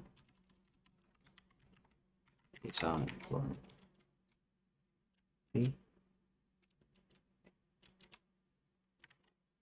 Okay, and then let's go all the way back here.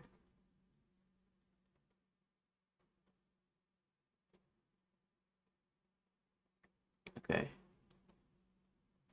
Dog. Copy. 003 Cerulean.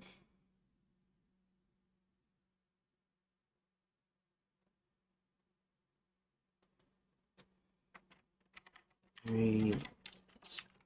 Yeah. JSON.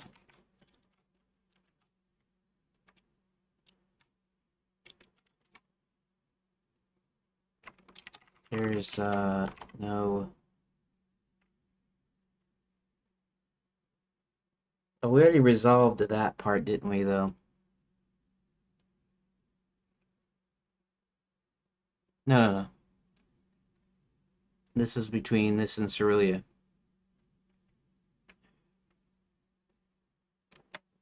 No place for choices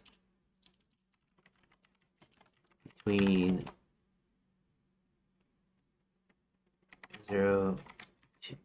to Hubert home 3 Cerulean.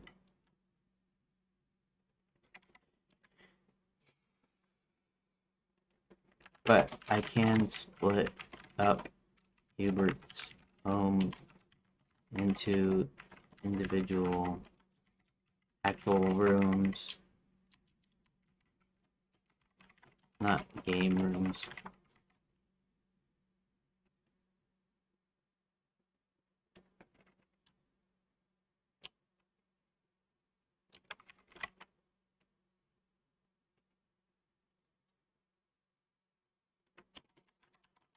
Suggestions.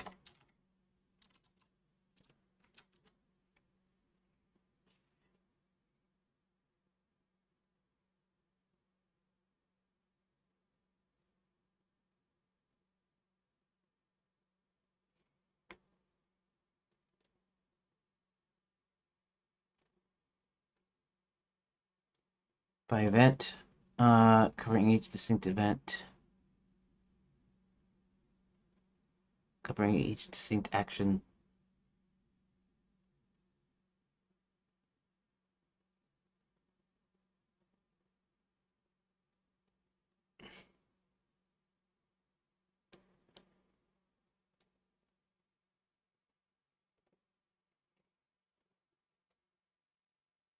Hmm.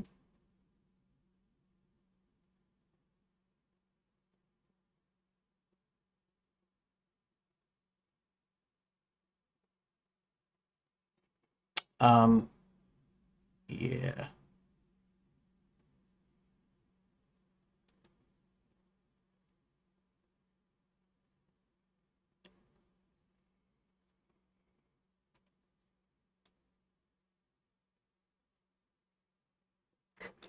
Conditional outcomes.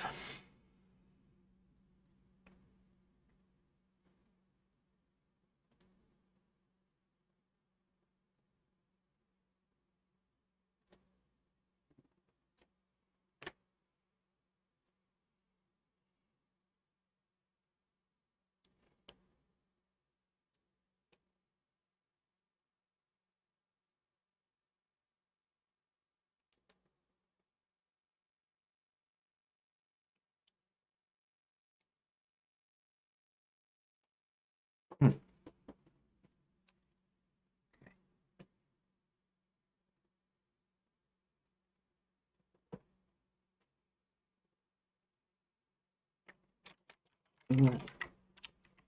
Notice adding rooms.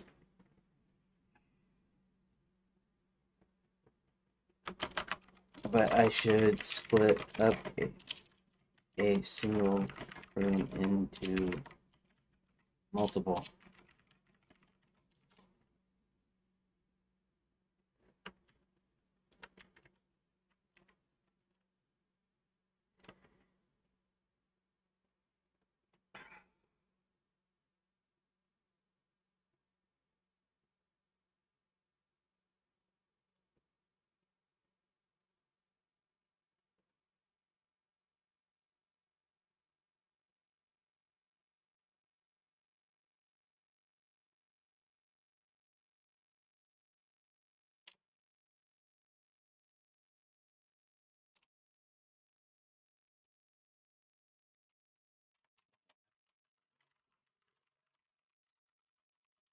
It just split up current rooms into multiple rooms.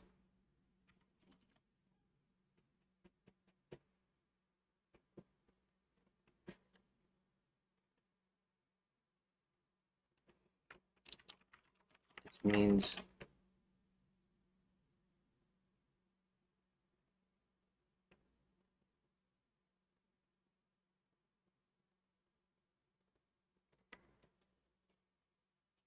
I guess I don't have to do that though.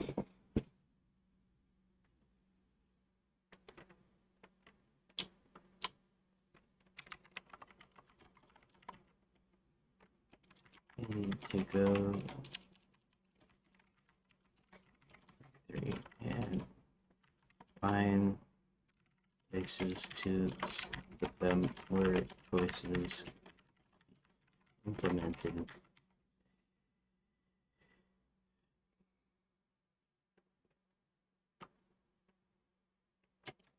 I suppose.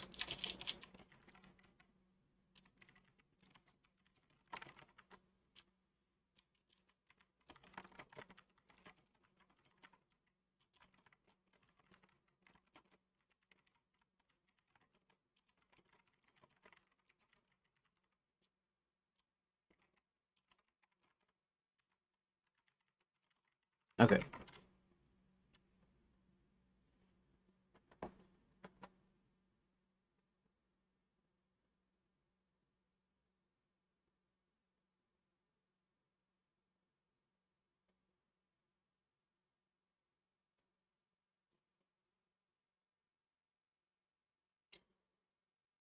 I thought I was going to actually get to the point of making choices today, which I mean, I could do it. I could just do it on a. Should I do that for the whole project, or would um, I do it as I review each room?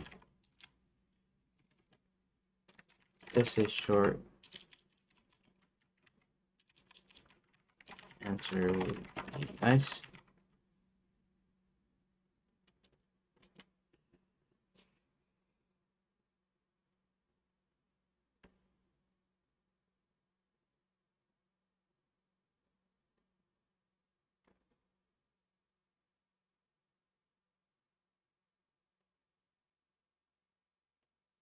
And what I meant was go through each room, um,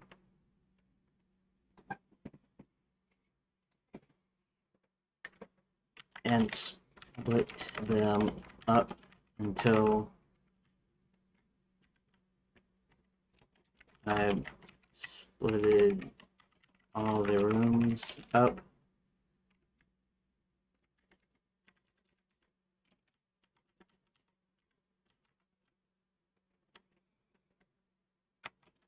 And then start adding choices, or just focus on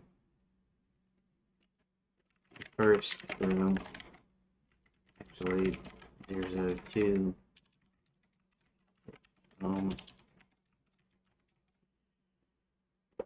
And split it up and add choices to it, and then go on to the next one to split.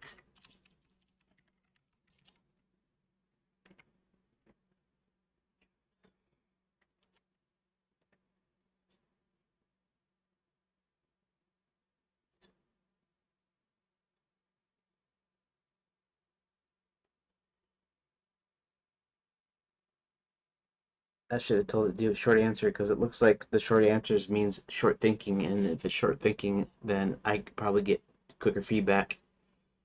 That is, unless I've hit still for the day, or for the hours or whatever. Let's see.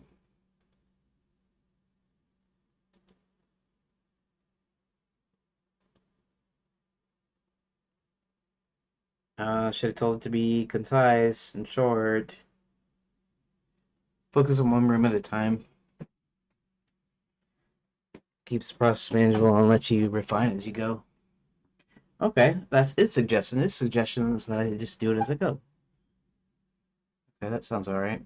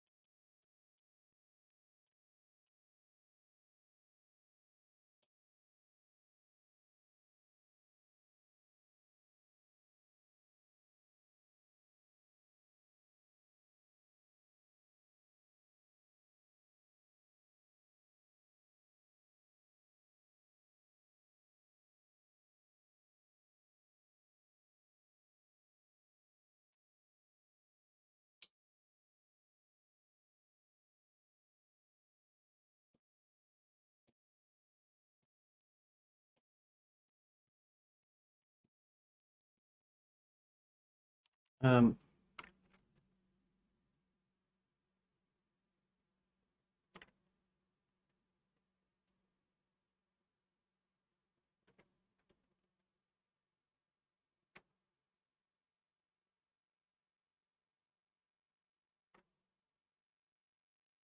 I guess I worry about first, second versus third perspective.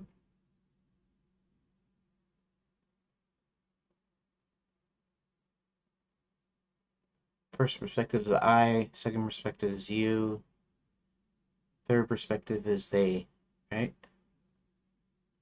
Okay.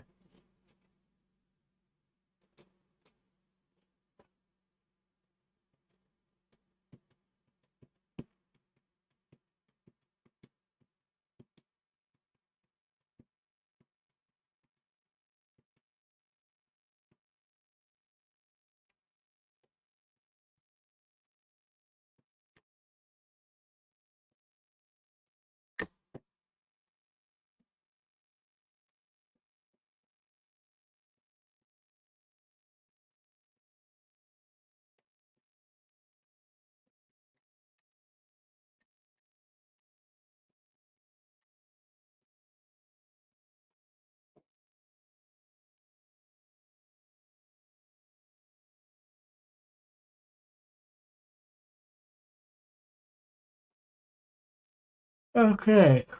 Hmm.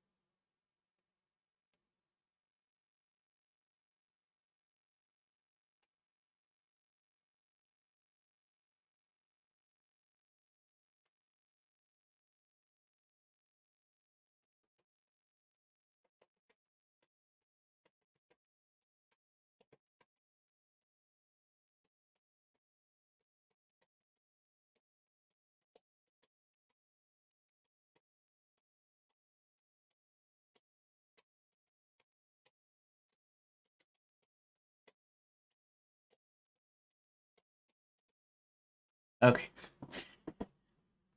All right. Let's see here. Just give me a second. Oh, I see.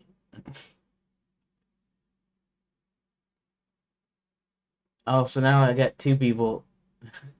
This what? Okay, so this one dude here. I'll show it to you on the screen real quick.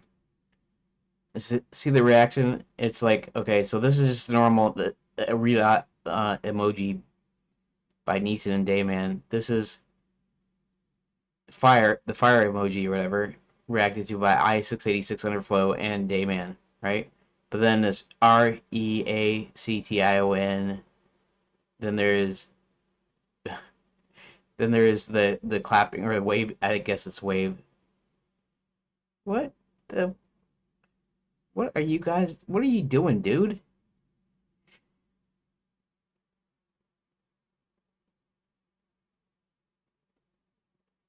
Is that a one? That's a one, right? One.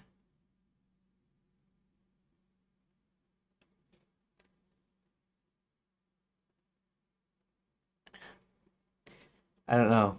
I don't. I might have to talk to some of those guys there because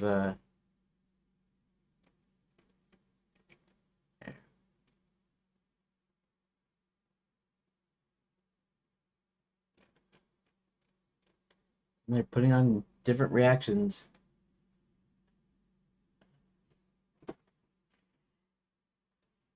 Okay. Anyways, now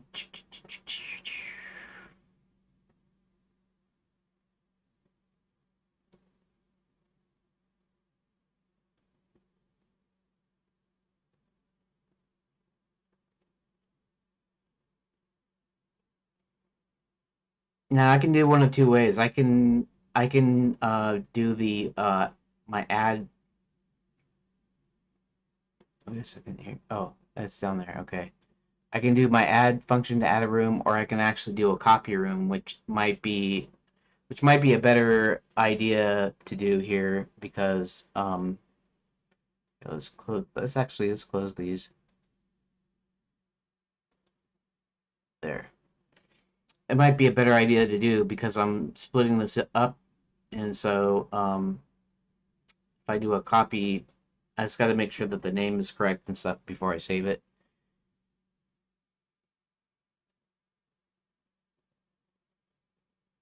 So the real thing is, should I make it okay?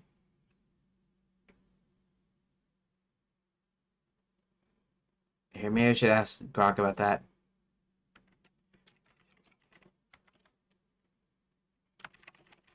Should I?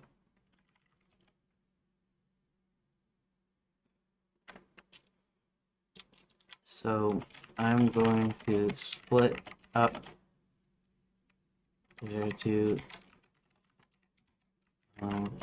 to at least 2 rooms. Would it be better to do it as to convert home 1, or do I do something like 045 Hubert Crystal?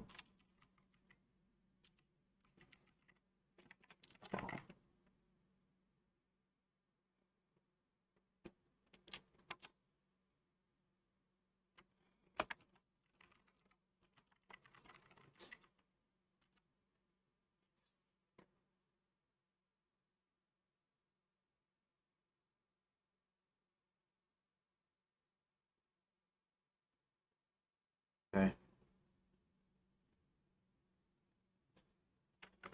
Eventually. Okay, so originally the subscript was to indicate that it was the same location, but a different um, time.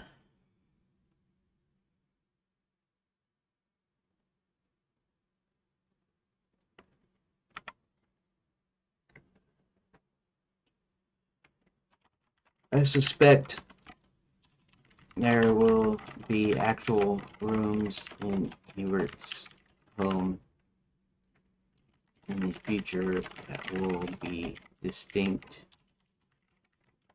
screens. And that's why I was wondering what is better to do.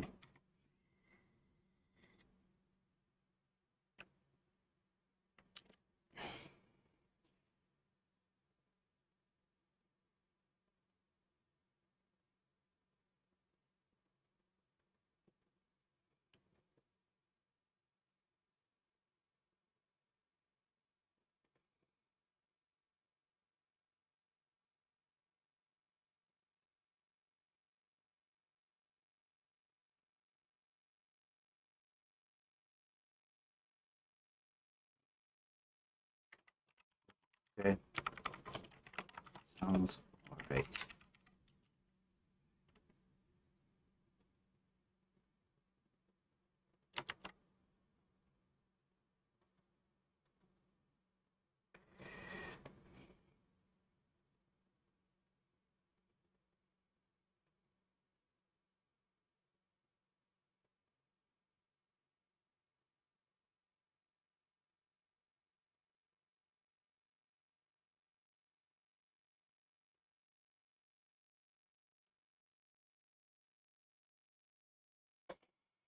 Okay, so this might be all I get done today, but I'm probably gonna copy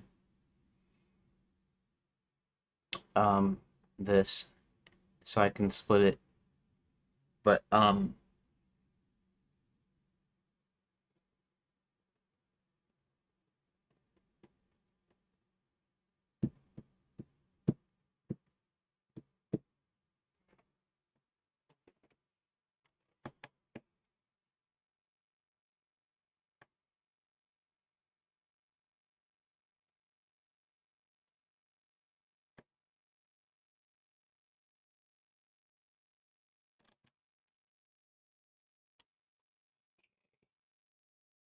So I have to think of, okay, so what would be interesting choice for this particular room?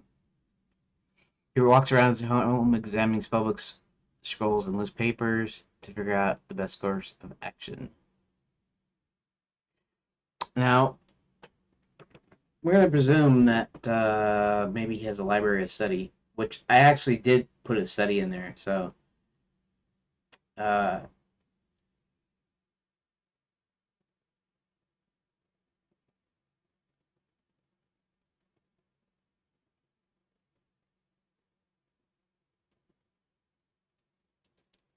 hmm, let me think.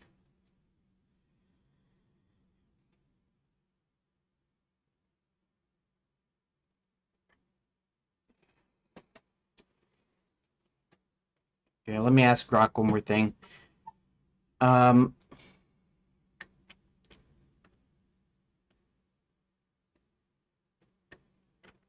I have some ideas already for Hubert's home and what I want to split it up. But what would be a process to split up a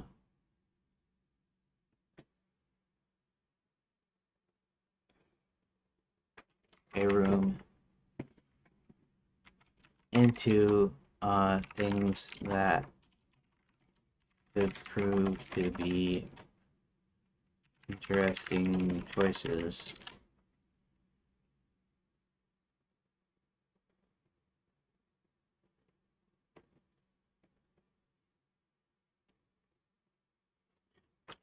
If that makes any sense.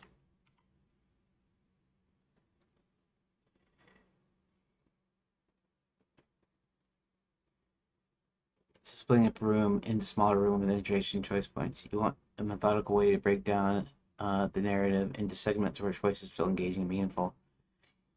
Uh, you decided to split rooms narratively. I'll provide a concise process guide to you. This will focus on narrative design, avoiding Redot JSON reference, make choices interesting,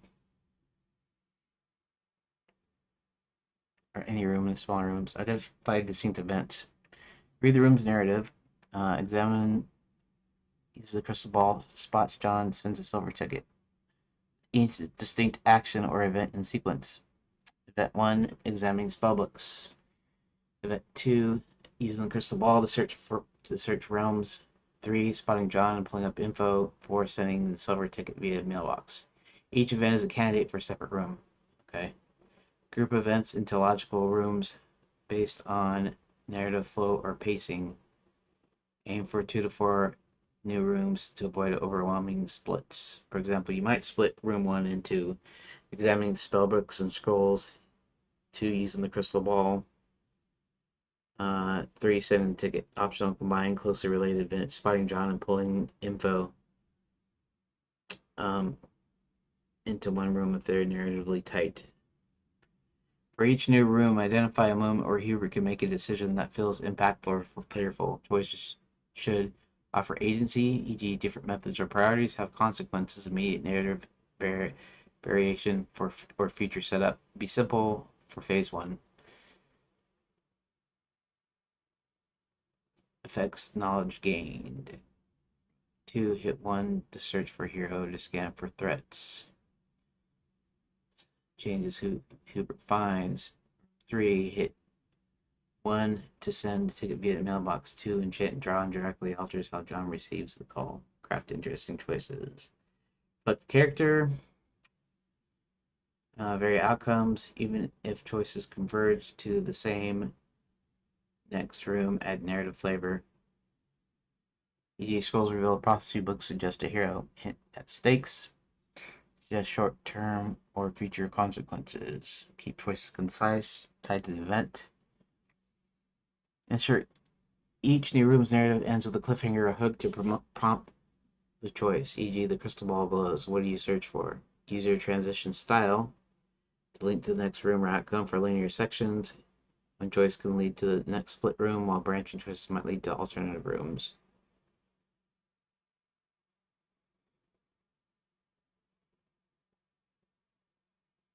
Here examines.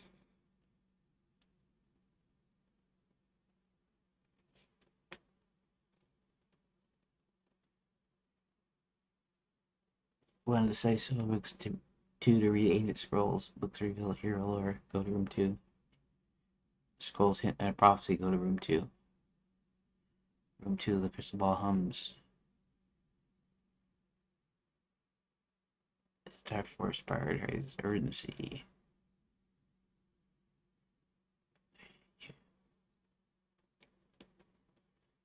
Appears in John's candy. Go to Cerulean. John feels magical. Go to Cerulean. Each room ends with a choice that shapes the narrative, but converges to 003 Cerulean, keeping phase 1 manageable. Choices set up future consequences. Test. Tips for interesting choices. Leverage Hubert's role. Reflects magical expertise. Add flavor. Even converging choices should change the text. Choices can plant seeds for later. Keep it simple. 2 to 3 choices per room. Using number keys to avoid players of phase 1. And this process works. Structured splitting. Breaking by events. Issues. Okay. Split rooms of choice to prepare for phase 3. Narrative integrity.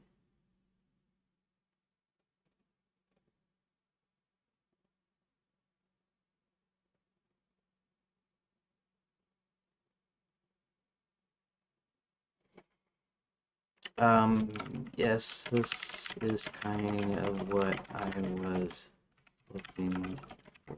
So I'll use this process.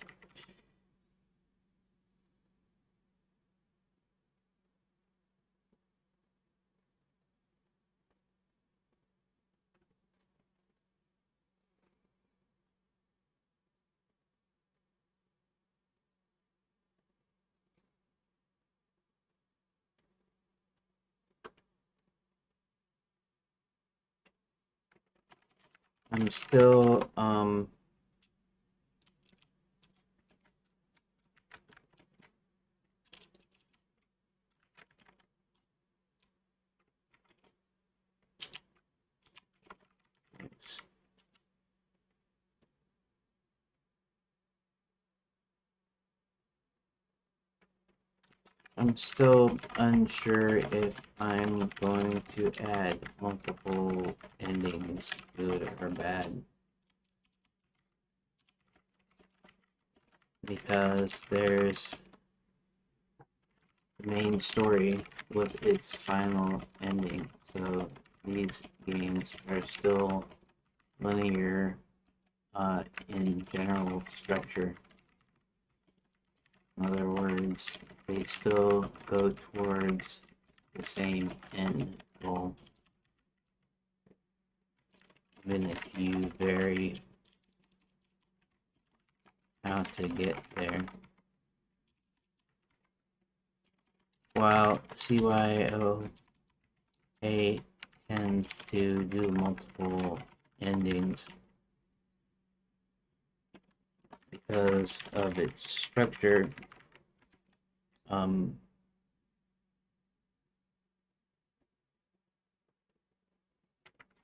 thinking of regular point and click adventures where if there's any alternate endings, they are few and far between. I realize in the early Sierra online games,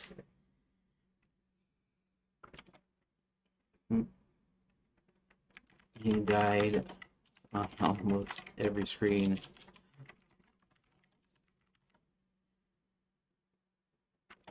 Or basically died often.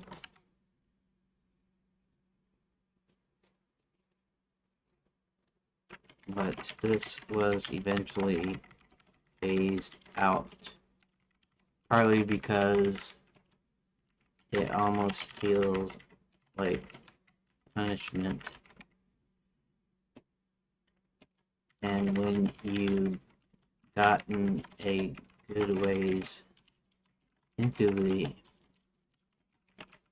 game, you don't want to start over.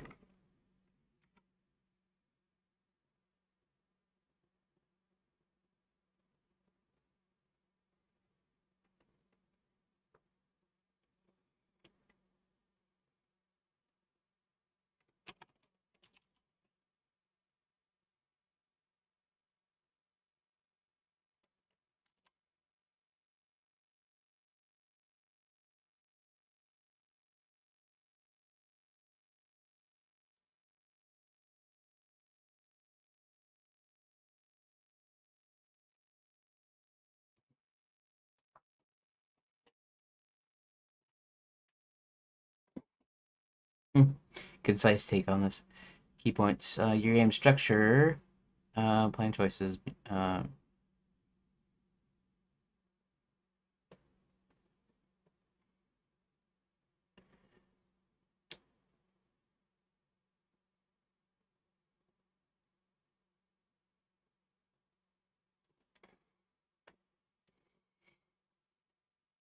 Even outcomes.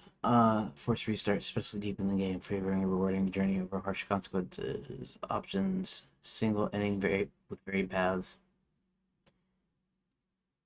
The narrative player, minor outcomes will converge to the same conclusion. You would choose between spells or books affecting dialogue or knowledge, but all paths lead to the final victory. Simplifies design. Focus on may feel less interactive than choose your own adventure, reducing replayability. Yeah, there's a thing about replayability too. Um, it's true. I don't know. For one thing, well, okay. So think about before multiplayer became this huge thing. You know, um, now there is multiplayer. There's been multiplayer. All the way back, but multiplayer didn't really become a big prominent main things until Doom, right? Um, like I said, not that there weren't multiplayer games before, but uh, it wasn't until Doom and they started doing that. But then when you have multiplayer games, you have the ultimate replayability, and it's not a narrative. When you do single player campaign versus multiplayer, you're not doing the multiplayer single storyline, single campaign thing. You're doing, you're fighting. It's action, or you could say it like you're creating your own story. Um, So with that, that's not even a thing. The replayability. Um, it might be interesting to have replayability on an adventure game, maybe, but you're still playing it like you're watching a movie. You watch a movie for the narrative experience, for it to tell you a story. Adventure games are kind of like that. I mean, yeah, they offer interactivity. They're supposed to be interactive. It shouldn't be like a bunch of movies stuck together per se. But at the same time, um, there's still a certain experience you want the player to go through. You know, the way they get there can be different, can be interactive, but um, it's still primarily linear. It's not, and like I said, you can make it more non-linear by allowing you to do other things while you're stuck in one place. You switch to a different character, and then you can let them do stuff. And of course, sometimes the story necessitates switching to another character, like passing items through the Chronogon in Day of the Tentacle, right? So, but it's still not replayability. Isn't for replayability's sake. In other words, I'm not necessarily wanting to go through an adventure game again after I beat it to go and do see a slightly different animation sequence or maybe a couple of different new rooms because I've already went through the story and then that's it. I'm done with that. However, later on I might replay it because I like it. I always rewatch movies that I like over again. Now, there might be space in between, days, months, years, whatever. Like you watch a movie that you like a lot and you watch it every year. Every year might be too frequent, but what all I'm saying is you do rewatch movies. You do reread books. Why? Because you enjoyed experiencing the story, you experiencing the movie or whatever. So, and that's primarily the adventure games are kind of the same way, sort of. RPGs can be a little bit different. They could still do the same kind of thing, but maybe you might want to replay an RPG so you can get all the side quests, right? Because maybe you finish the main quest and you're like, oh, I want to do this other thing over here, and so I'm going to replay it. But even then, you're not really replaying it to replay the main story, you know, to have slight variations. You're replaying it because you like it, or you're replaying it because there's some aspect you're trying to get to, you know. Maybe you need to get all the gold. Maybe to see how much XP you can get or whatever. So specific goals there are for replayability, but you don't replay a story to replay the. You know what I'm saying? Because especially adventure games are content heavy, which means they could be playing something and they could totally bypass this huge like location uh, that you spend put a lot of time and effort and sometimes money into, and then when they if they never play it, then you're like, well, that's money I didn't need to spend or time I didn't need to spend to develop that. I didn't need to do that, right? That's weird. It's weirdness. Chair. Come on, you can lean. It's like tight. I mean, I got it tied up on the back on kind of on purpose, but it should allow some movement. That's weird. Anyways, so yeah, so I don't care that as much about replayability on this game. You play it if you really like it, you'll play it again because you like doing it. You like going through it again. You like going through the adventures or whatever, right? And that's why I play Day of the Tentacle or Monkey Island or Space Quest 3 over and over again. I play them over again because I like to go in through the adventure, you know? I read you read Lord of the Rings several times over the course of your life because you enjoy, you know, participating in the adventure, right? In your mind. Keep linear structure of the one main ending. Few alternate endings, no deaths. 2, 3 endings, optimal victory.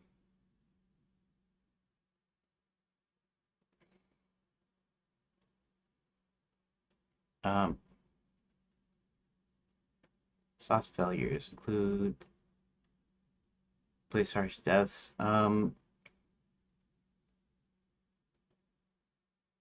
Strikes the balance.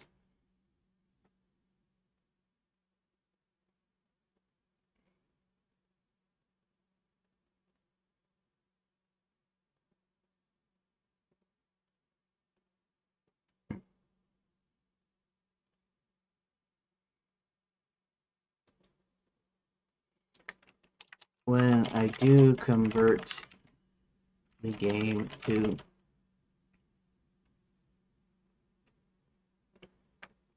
a proper adventure, first text-based, then graphical, point and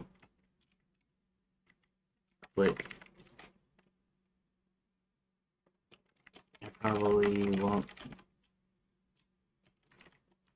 have multiple things on that.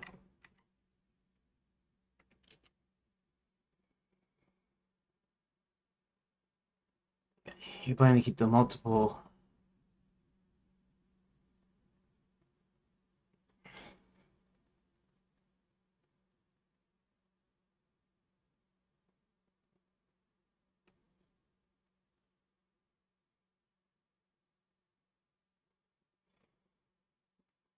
All right. I okay.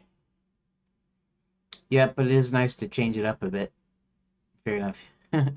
I didn't even know you're there, look, Rook. I mean, you're always there, almost always there. So you know when you can. So I should assume that you're in there anyways. But I'm just like,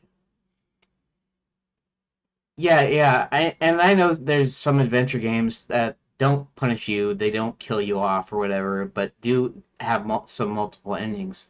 But you don't want to go through like halfway through the thing and then it just ends for you, and then you can't experience the rest of the game unless you replay the whole thing over again. You know, that's why I was saying I wasn't sure if I'm gonna have multiple endings, even in the choose your own adventure version of it, because it's not truly a choose your own adventure exactly. I mean, it is kind of, but it's you know. Anywho,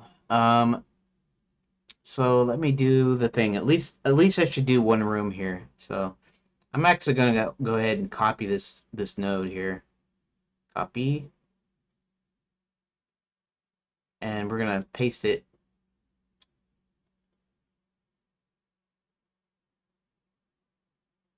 Hebert Home 2.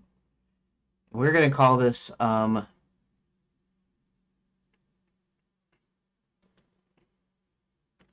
Hebert Home 1. We're actually going to rename the node here. Not that it matters that much, but I'm gonna rename that to 1.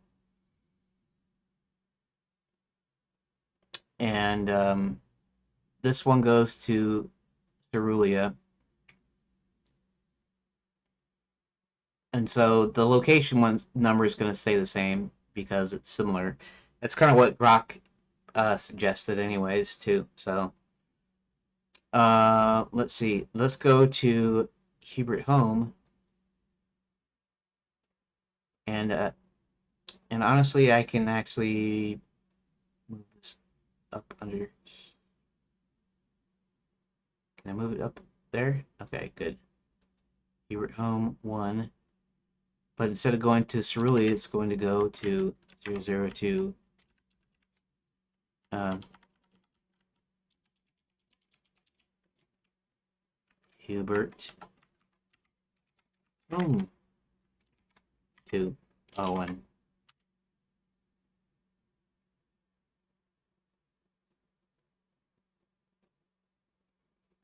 Hebert Home is going to go to 00 Hebert Home 1.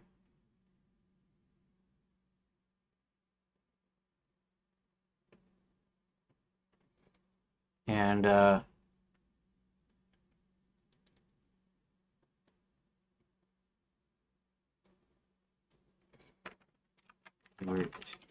Home 1. Do it like that. That's not going to be the actual choice here, but that's what I'm going to do for that. Now, Hebert Home. Okay.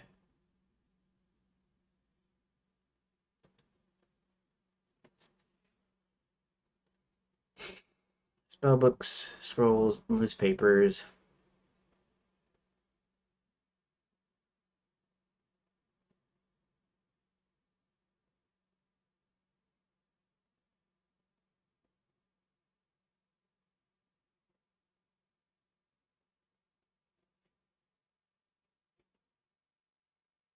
Okay.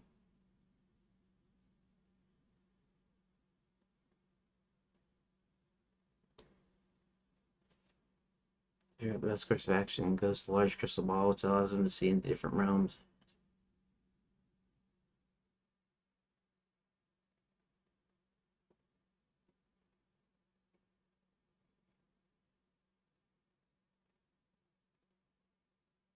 Hebert Home 1. Okay, so Hebert Home is going to be this first one.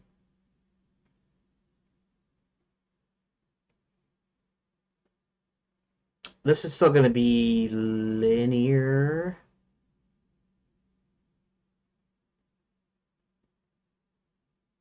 Because this is still the same kind of course of action. So a place to.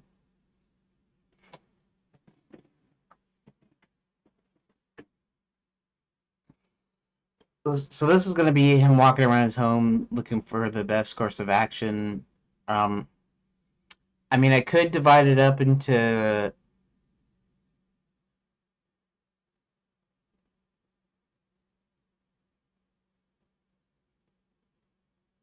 in a convenience store.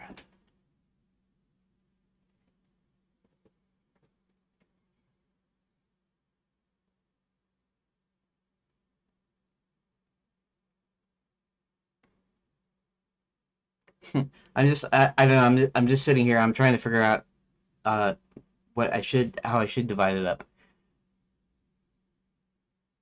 This is an event. Him looking around.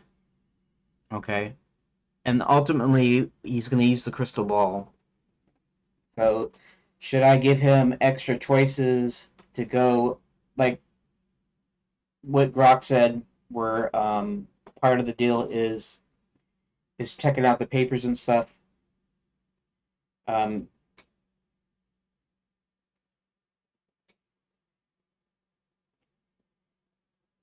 okay, so this is how I could do it. And it's sort of how I split up when I did that starting one.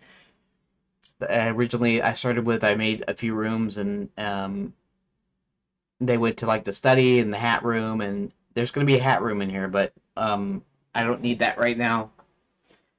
In fact, I'll probably have to put it in later of some sort because I think the first time you actually use the hat system is in Lapswood, and that's a ways in. That's when you actually cast a spell. So I'm not sure if he's doing that yet. Of course, I could do instead of the crystal ball. The crystal ball is supposed to give him some information though, but he could use the hat system. He used the hat system to put the silver ticket into the wrapper, but his magic only works halfway, and I could set that up here maybe. That might be a good way to do it.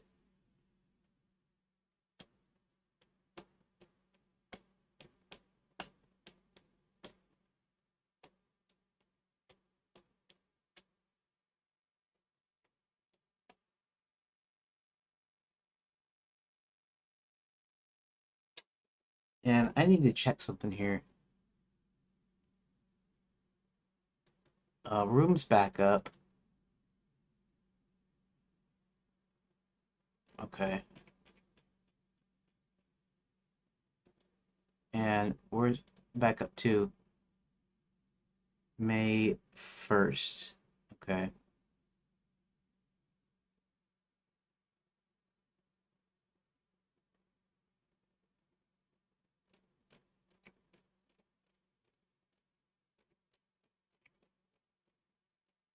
I think I think this is a different format. Let's see something here. Is this a different format?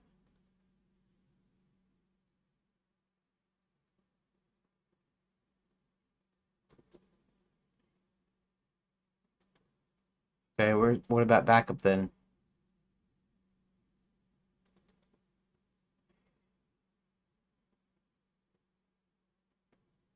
Oh, yeah. Okay, so backup was the first backup. Backup 2 is actually the current one that I'm working with. So I do have those rooms of backup in case I need to do that. Okay, that's all right.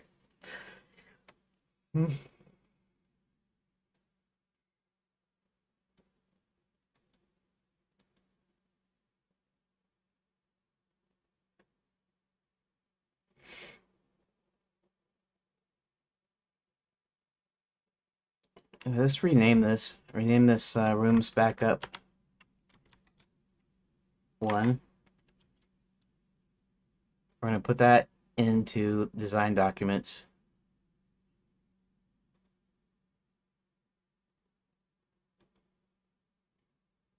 Okay. And then I'm going to rename this rooms backup. And then when I do the next one, I'll make a copy and I'll call it rooms backup 2. And so on and so forth.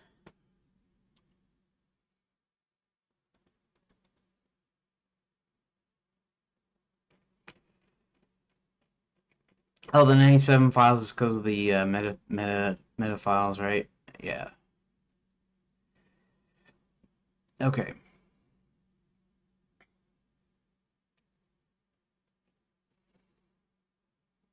One Hebrew home. All right. Just wanted to know that it was actually backed up before I did anything. Okay.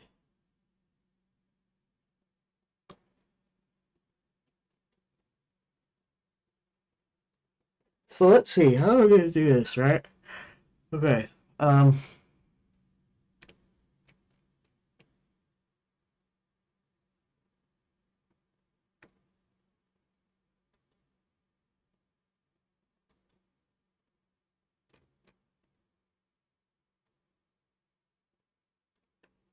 Okay. Right. Because I made a copy, so it was in the same place. Hebert home one. Okay. So one of the ideas that I was gonna use was Okay, it's not quite 2 o'clock yet. Half an hour left. Okay, so one of the ideas that I was toying with was him looking at two different two other alternatives to John. John's the one he's actually going to settle with, but the alternatives are alternatives.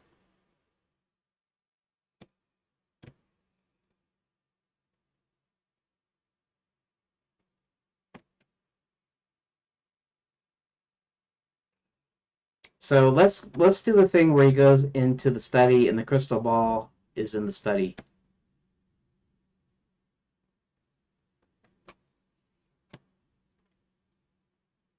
So they'll be in the same room there, essentially.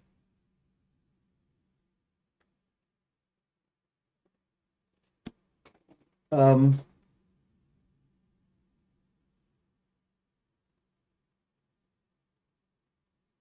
okay, so he could come in to do the thing with the foyer where he goes in the study where there's a large crystal ball and then there's books and things. And so he could just go and look at the books and things, or he could go straight to the crystal ball. Um,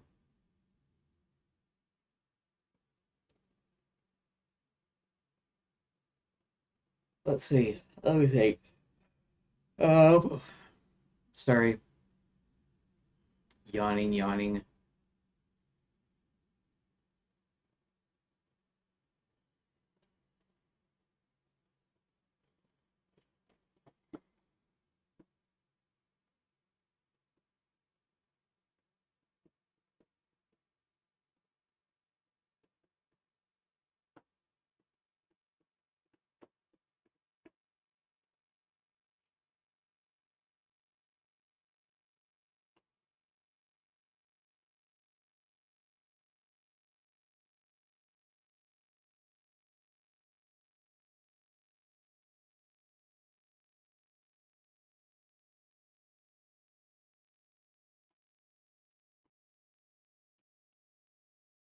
Okay.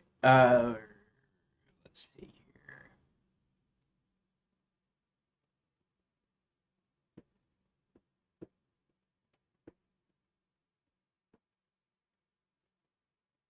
Because that's one thing I was toying with. The other thing is finding someone.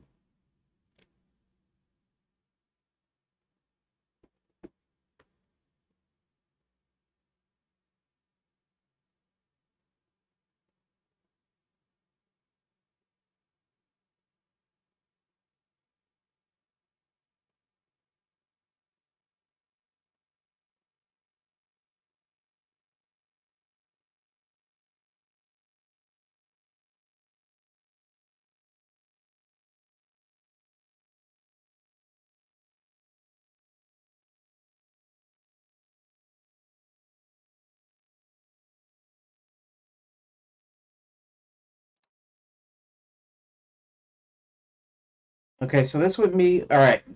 Okay, so I'm just deciding whether or not uh, you're gonna have more another part of the how do you say it the cut scene, right? It's not a cut scene, but it's the first two rooms sets up what's going on, what you're supposed to be, what Hubert's doing and stuff. And then this one is him going and looking around. So the first thing would be look around, and then the crystal ball. Yeah, I guess. Okay, so I guess what I could do is what I said before. So you can have two choices. You can have a thing where he goes in and he starts looking through the books and things, and so that could be a page. Uh, and then, or he can go directly to the crystal ball. If he goes to the books and things, maybe he'll get some more information, but it ultimately would still go to the crystal ball. So uh, you don't really have that much agency with that, but at the same time, it's still kind of providing. I don't know if it's interesting enough to do that though. I think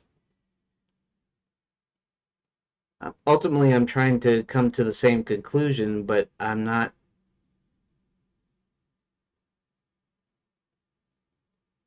That does that seem like that would be make it uninteresting? Hmm. So let me explain briefly my idea for splitting up Hubert home. For reference, here is the description.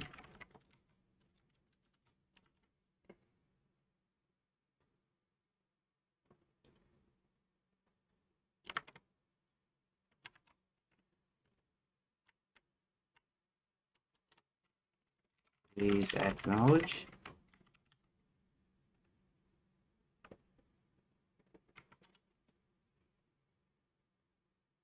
I want it to tell me it's, yeah.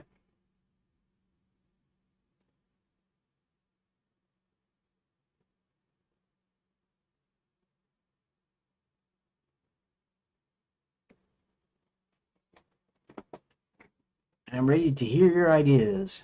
I don't know what this Hebert equals Hebert examining spellbook.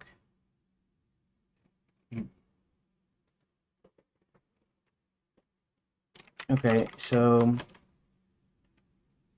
what I was thinking at first, the scrolls, books, and loose papers can be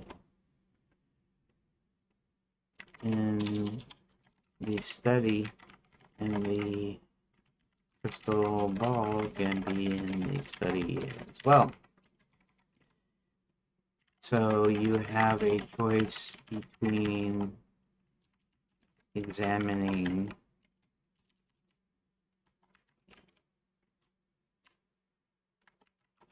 everything except the ball, and then another choice to look into the crystal ball. However, after examining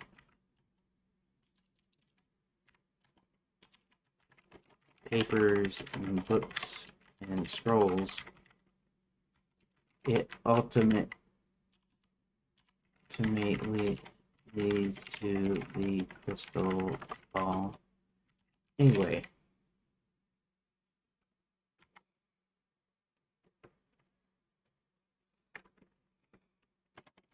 Then I was thinking of presenting two alternatives to John to just examine, but where each leads to the other two, finally culminating in John. Keep in mind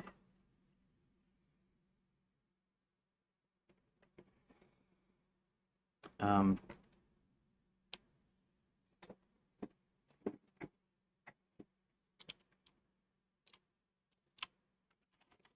for instance, Sam and I won't say Jack, like I said earlier today, but Sam and Charlie and John. You choose Sam. The choices are Charlie and John. If you pick Charlie, the choices are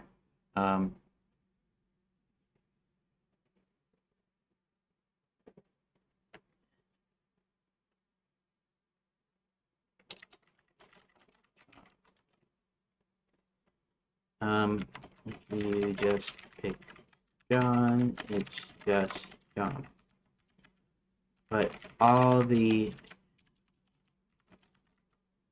John rooms are the same room.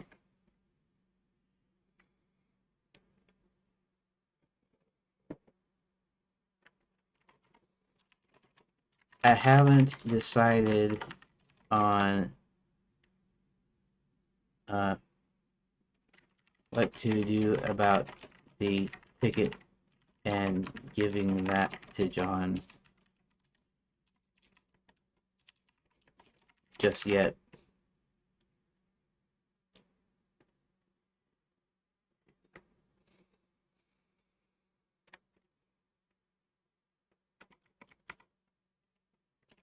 However, are these interesting enough seeing as they go to the same results?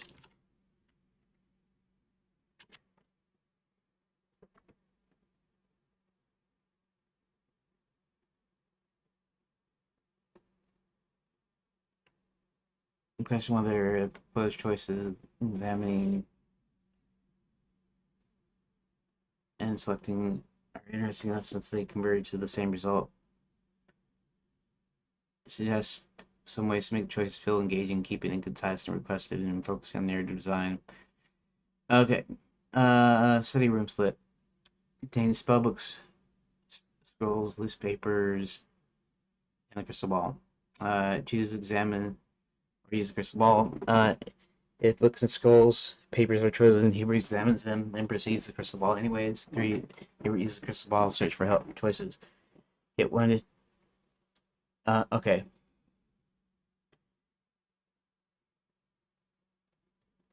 Split. Choose, examine Sam, Charlie, John. Sam chosen an option Charlie or John. If Charlie options are Sam and John, if John just John, all John choices lead to the same John room.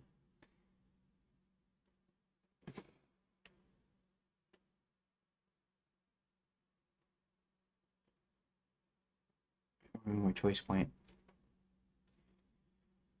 Their interest depends on how they enhance the player agency, narrative, flavor, or replayability. Here's a quick assessment. The choice to examine books or go straight to the crystal ball gives Hubert agency and reflects his wizardly role. It adds a moment of exploration even if it converges. Since both paths lead to the crystal ball, the choice may feel inconsequential unless the examination yields unique narrative details or feature setup, e.g. learning a spell. Yeah, I mean I could start to do that. Okay, so the problem with setting up something in the future is you have to remember that you set it up. In other words, if if there's going to be a spell that's going to be used, and he looks through a spell book, and it says spell for this and spell for that, that's a setup. But that means later on you're going to have to use it. So I'm going to have to make sure that either the spells already exist in my narrative elements that I've already put in there, or I can insert it, or I'll have to remember that I had put it in there so that later on um, about the payoff. Now there is one thing. The one thing is the hat room, and he's probably still going to have the hat room, but the hat room is not important here because there's no he's not casting a spell right now. He's not casting a spell to get the ticket to John, unless I decide to make a deal where he tries to do it, but then his halfway magic doesn't work as expected, and so he has to do it the other way, which would be the mailbox way. Magic mailbox is a thing that's already in the story later because people get their Quicksilver tickets after paying an exorbitant sum of money to get into Enchanted Lands. Uh, they get their tickets magically transported to them, basically magically sent to them, and so they use these magic mailboxes to send them. And then the reason I used that also was to come up with a way for Hubert to send the ticket without his magic messing it up. Okay.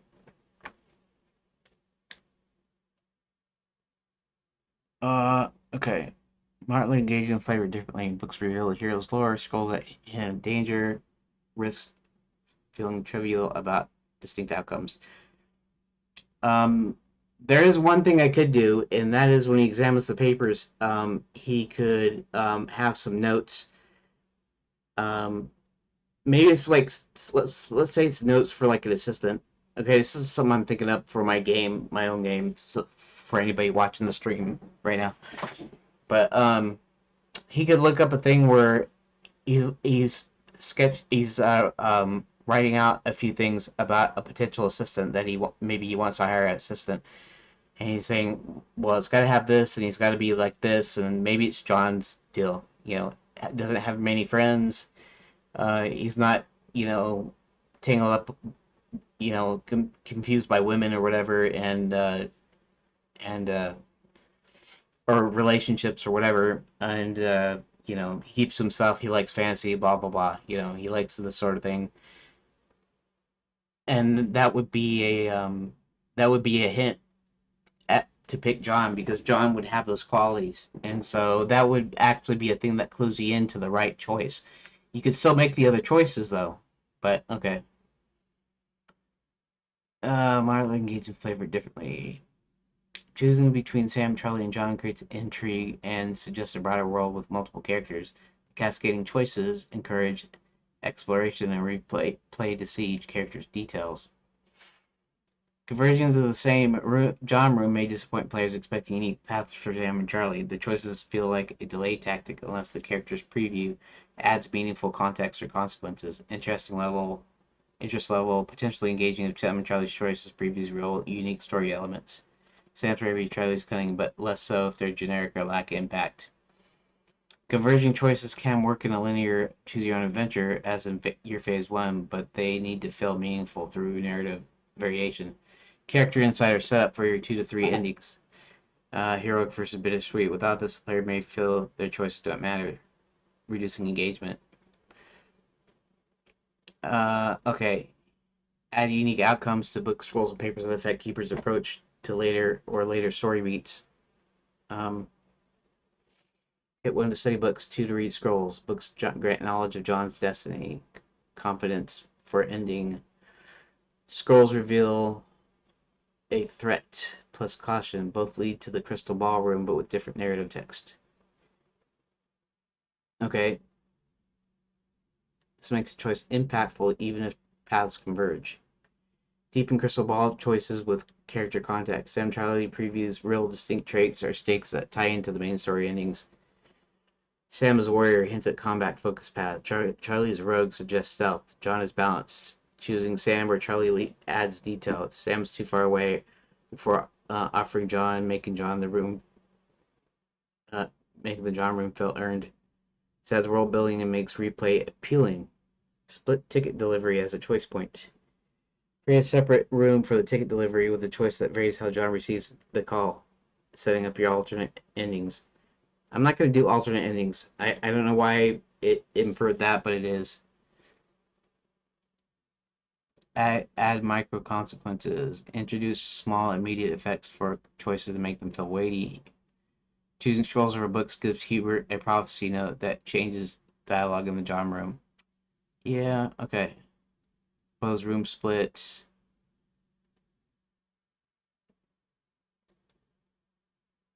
Um,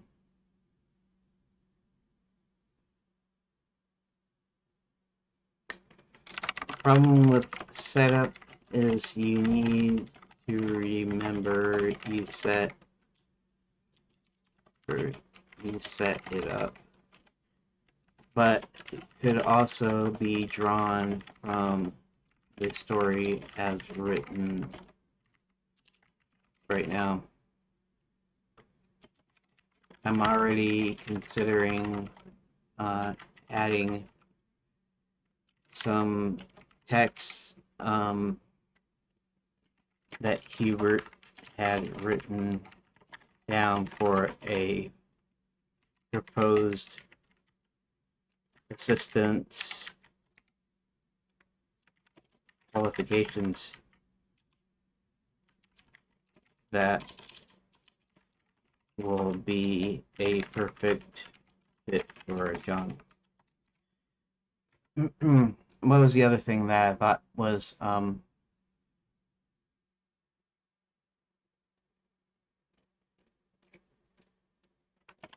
if I have anything affect anything else, like changing a room's dialogue, means it has to be a new room. Since right now there's no way to save room states or recall things. So if I want to change the text, even though the crystal ballroom is the same room, I have to make two separate rooms because of the nature of a CYOA.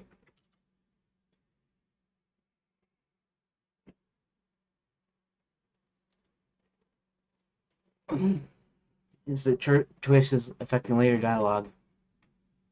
Requires new rooms to your current choose your own adventure setup, which lacks a way to save room state to recall data. Sending add text about Hubert's assistant qualifications justify choosing John, which would influence splits or choices.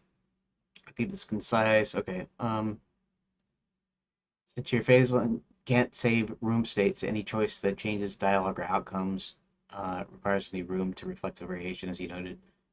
Your splits converge to a single room, but the varying text means multiple John rooms. System called adding text about Hubert's criteria fitting John can enhance choices, make them feel purposeful without needing state tracking. To make your splits engaging while handling dialogue variations with new rooms, split by event as planned. Add choices with micro consequences. Each room offers a choice that leads to distinct rooms with varied text, even if the narrative converges. Use Hubert's assistant qualifications. For each choice affecting later text, create separate rooms for the same event. Keep variance minimal to avoid room explosion. Ensure variant rooms converge into a single room.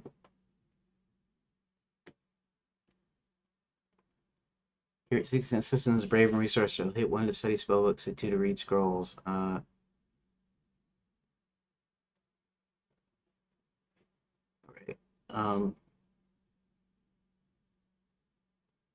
Hubert searches for a brave hero. Hit 1 for Sam. Sam's brave but distant. Charlie's cunning but not brave. John fits perfectly. Choice leave the same second search or John rooms but with tailored text. Hubert home 2C second search. Sam's unsuitable. Hit 1 for Charlie, 2 for John.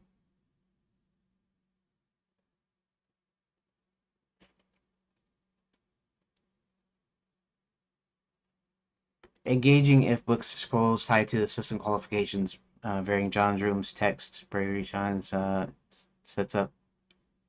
I'm not doing endings, making interesting if Sam and Charlie provide world building. Sam's warrior, Charlie's rug, make John's selection feel earned, not arbitrary. Take a choice. Keep choices engaging, use qualifications, frame choices around Hubert's criteria. Or create new rules for significant dialogue changes. 2 John rooms, not 1 per Sam Charlie path.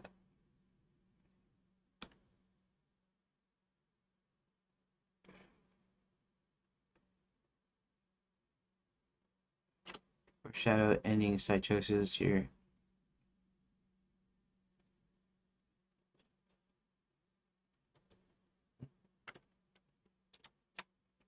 I'm not doing multiple endings.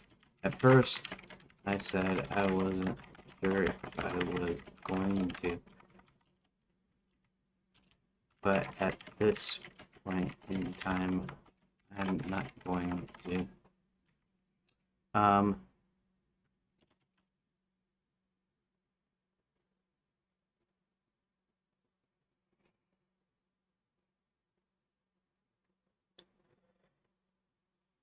We'll create new rooms for significant dialogue changes.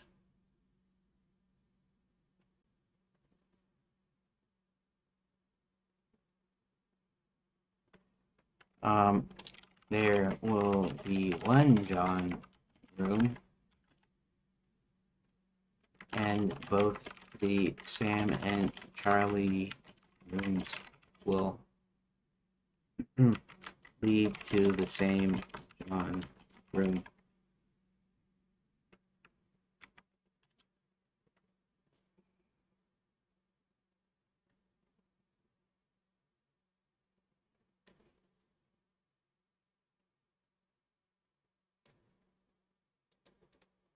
To the same John room.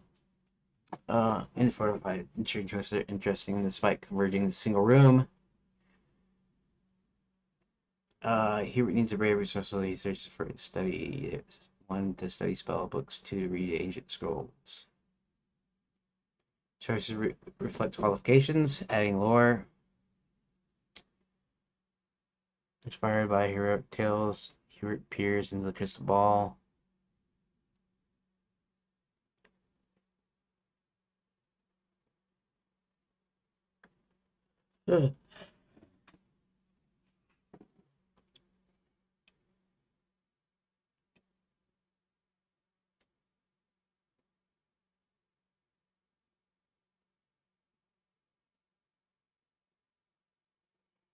Very available world building. Hebert peers into the crystal ball. 81. Okay. Scroll based framing varies the tone, reinforcing the study choices impact.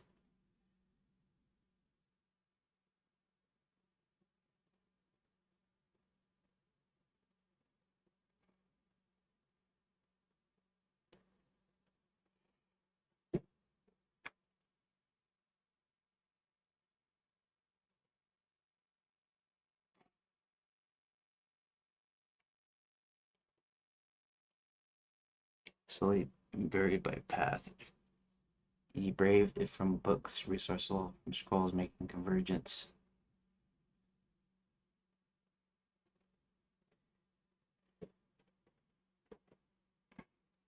Crystal Ball. Sam and Charlie's previews add world building. Okay, so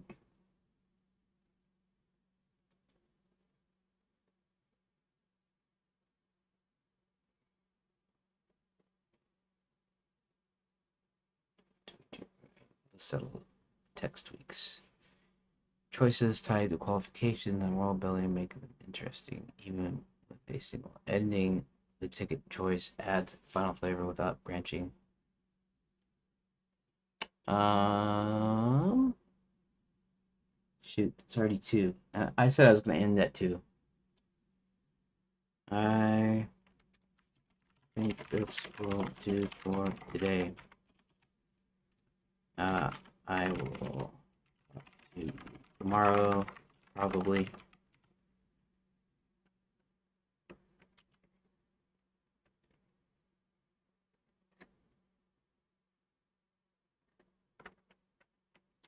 Thanks.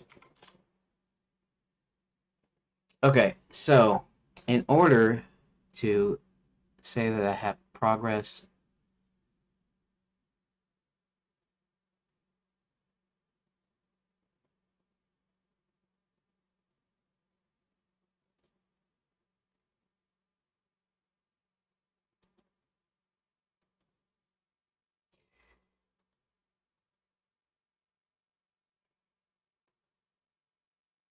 Okay.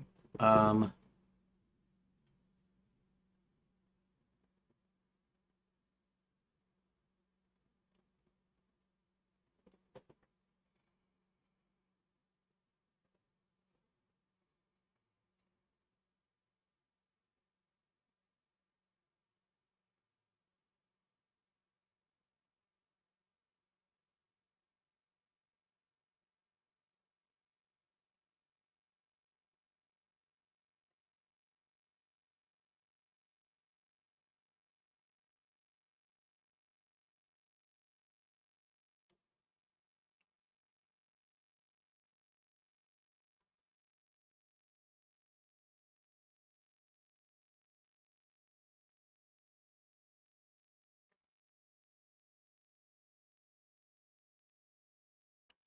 Here, I'm gonna do it this way. I'm gonna write the text that's going to be in there, and I'm gonna keep the original text there until I got all my choices correct, and then so that way I still have the original, and I do have the original in the backups, but just so I have the original that I'm looking at. So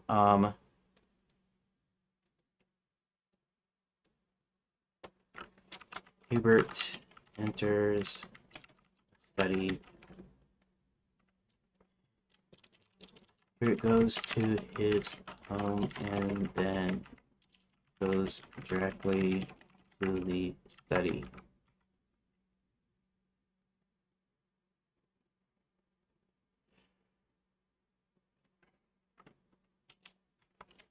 where he sees many many books, scrolls, and loose papers.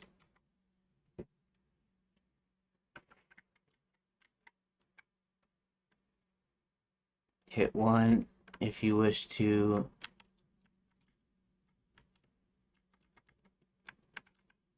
um, there's also okay, so I'm not really trying to do narrative, but some of this is gonna have to be starting to be narrative sounding, but I'm just gonna try to keep it right to the event.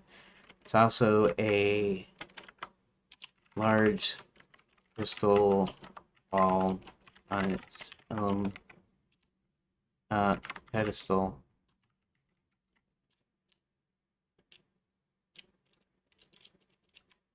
In its own cradle. Uh,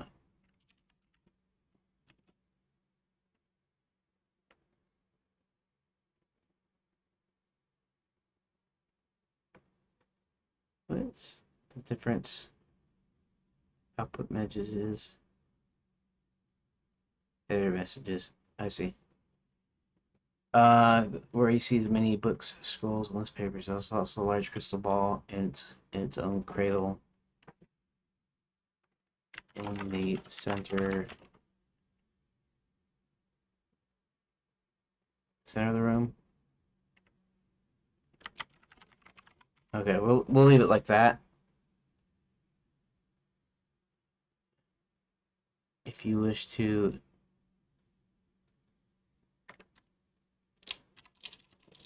examine papers, um,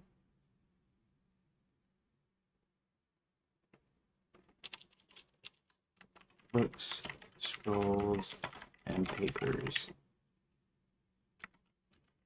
Hit 2 if you wish to look into the crystal ball.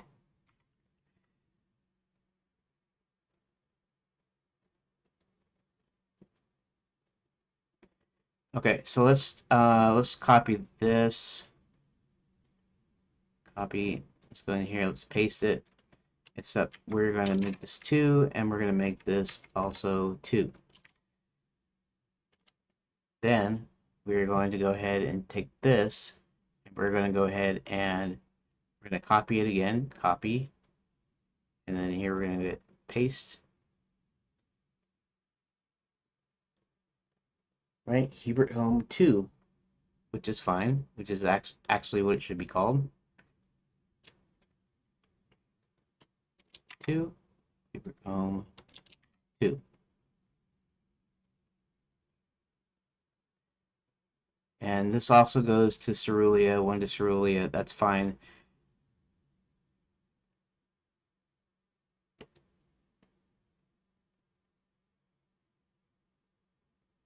Where is... Okay.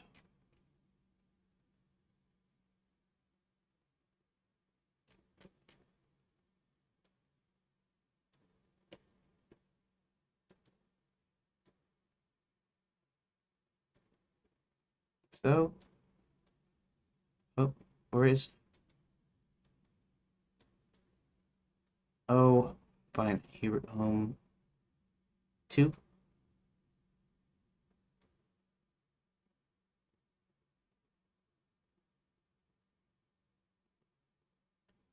That's... Okay, that's... Alright. Hebrew home 2, Hebrew home 1. For it to update, I have to save it, so we'll save it. Okay, let's go ahead and save room data.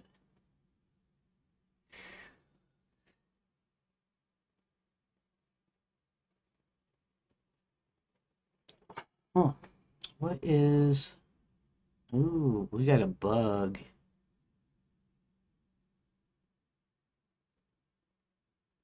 Scripts.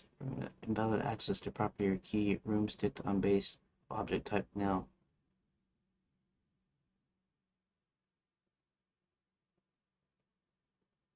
Did it make the rooms? Home 1 and 2?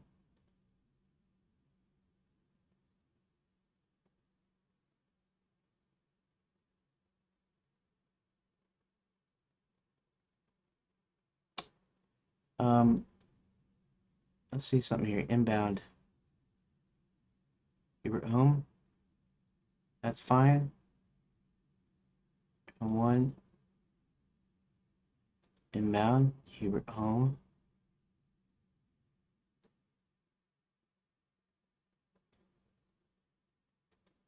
Cerulia.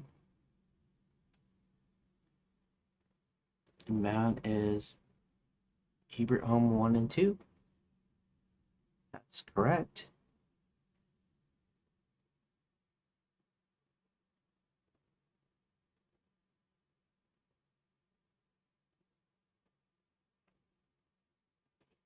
Okay. Well, okay, so what happens if what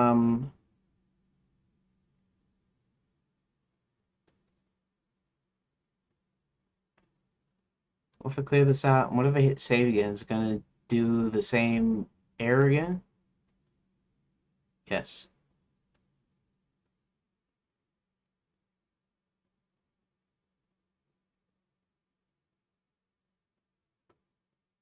So somehow the rooms dictionary is not attached. Well, it looks like I'm gonna have to worry about that tomorrow. That's a...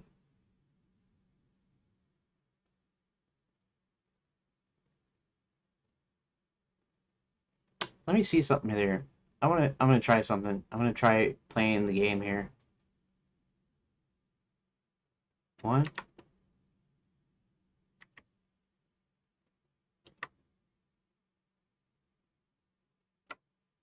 2, 1.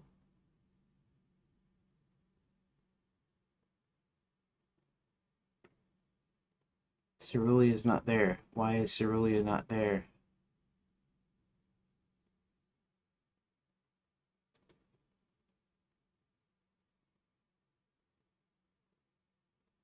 That is very weird.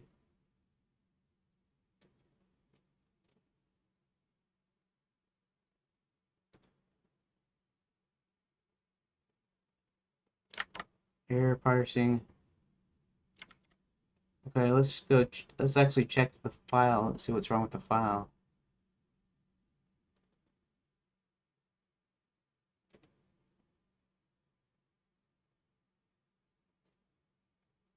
Oh, interesting.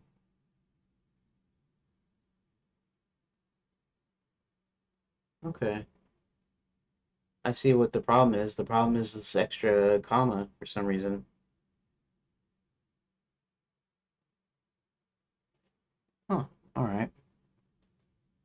That's in the save code. I need to get off of here anyways, because well, I'm gonna have to go here in a few minutes. I understand what the problem is though, so I guess, yeah. Okay, let's just go ahead and we're gonna stop this, and I'm gonna go ahead and close this, and I'm gonna close this, and I'm gonna do. Well, I actually shouldn't have closed that, should I? Okay. I'm gonna do my recording, so give me a quick few minutes here before stopping the stream, since the audio is already on and everything. So, okay, today is Monday, May 12th, 2025, and today what I got done is mostly just this discussion with Grok um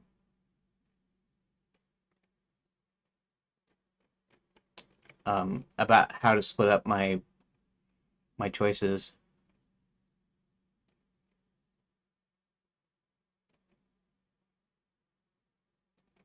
Let's see here.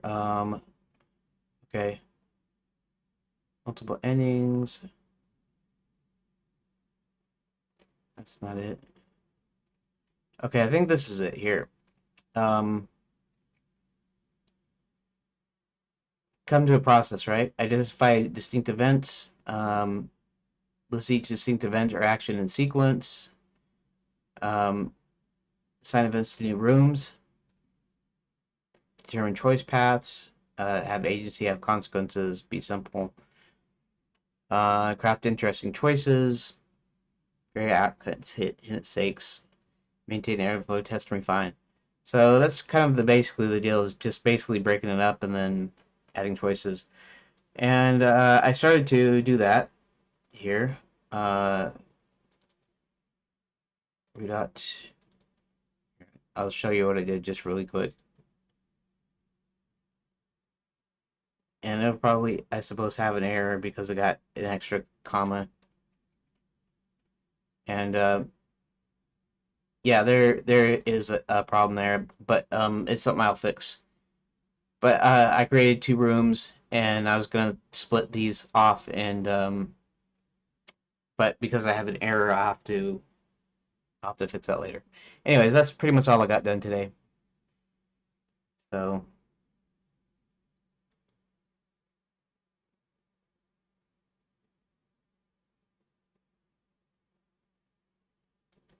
okay, so thanks for watching. Thanks to anybody that stopped by, and I'll get back to it tomorrow. Share, save, and close. I don't care.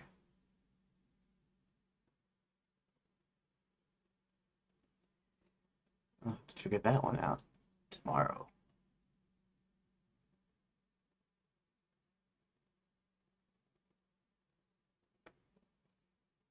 Anyways, I guess, yeah.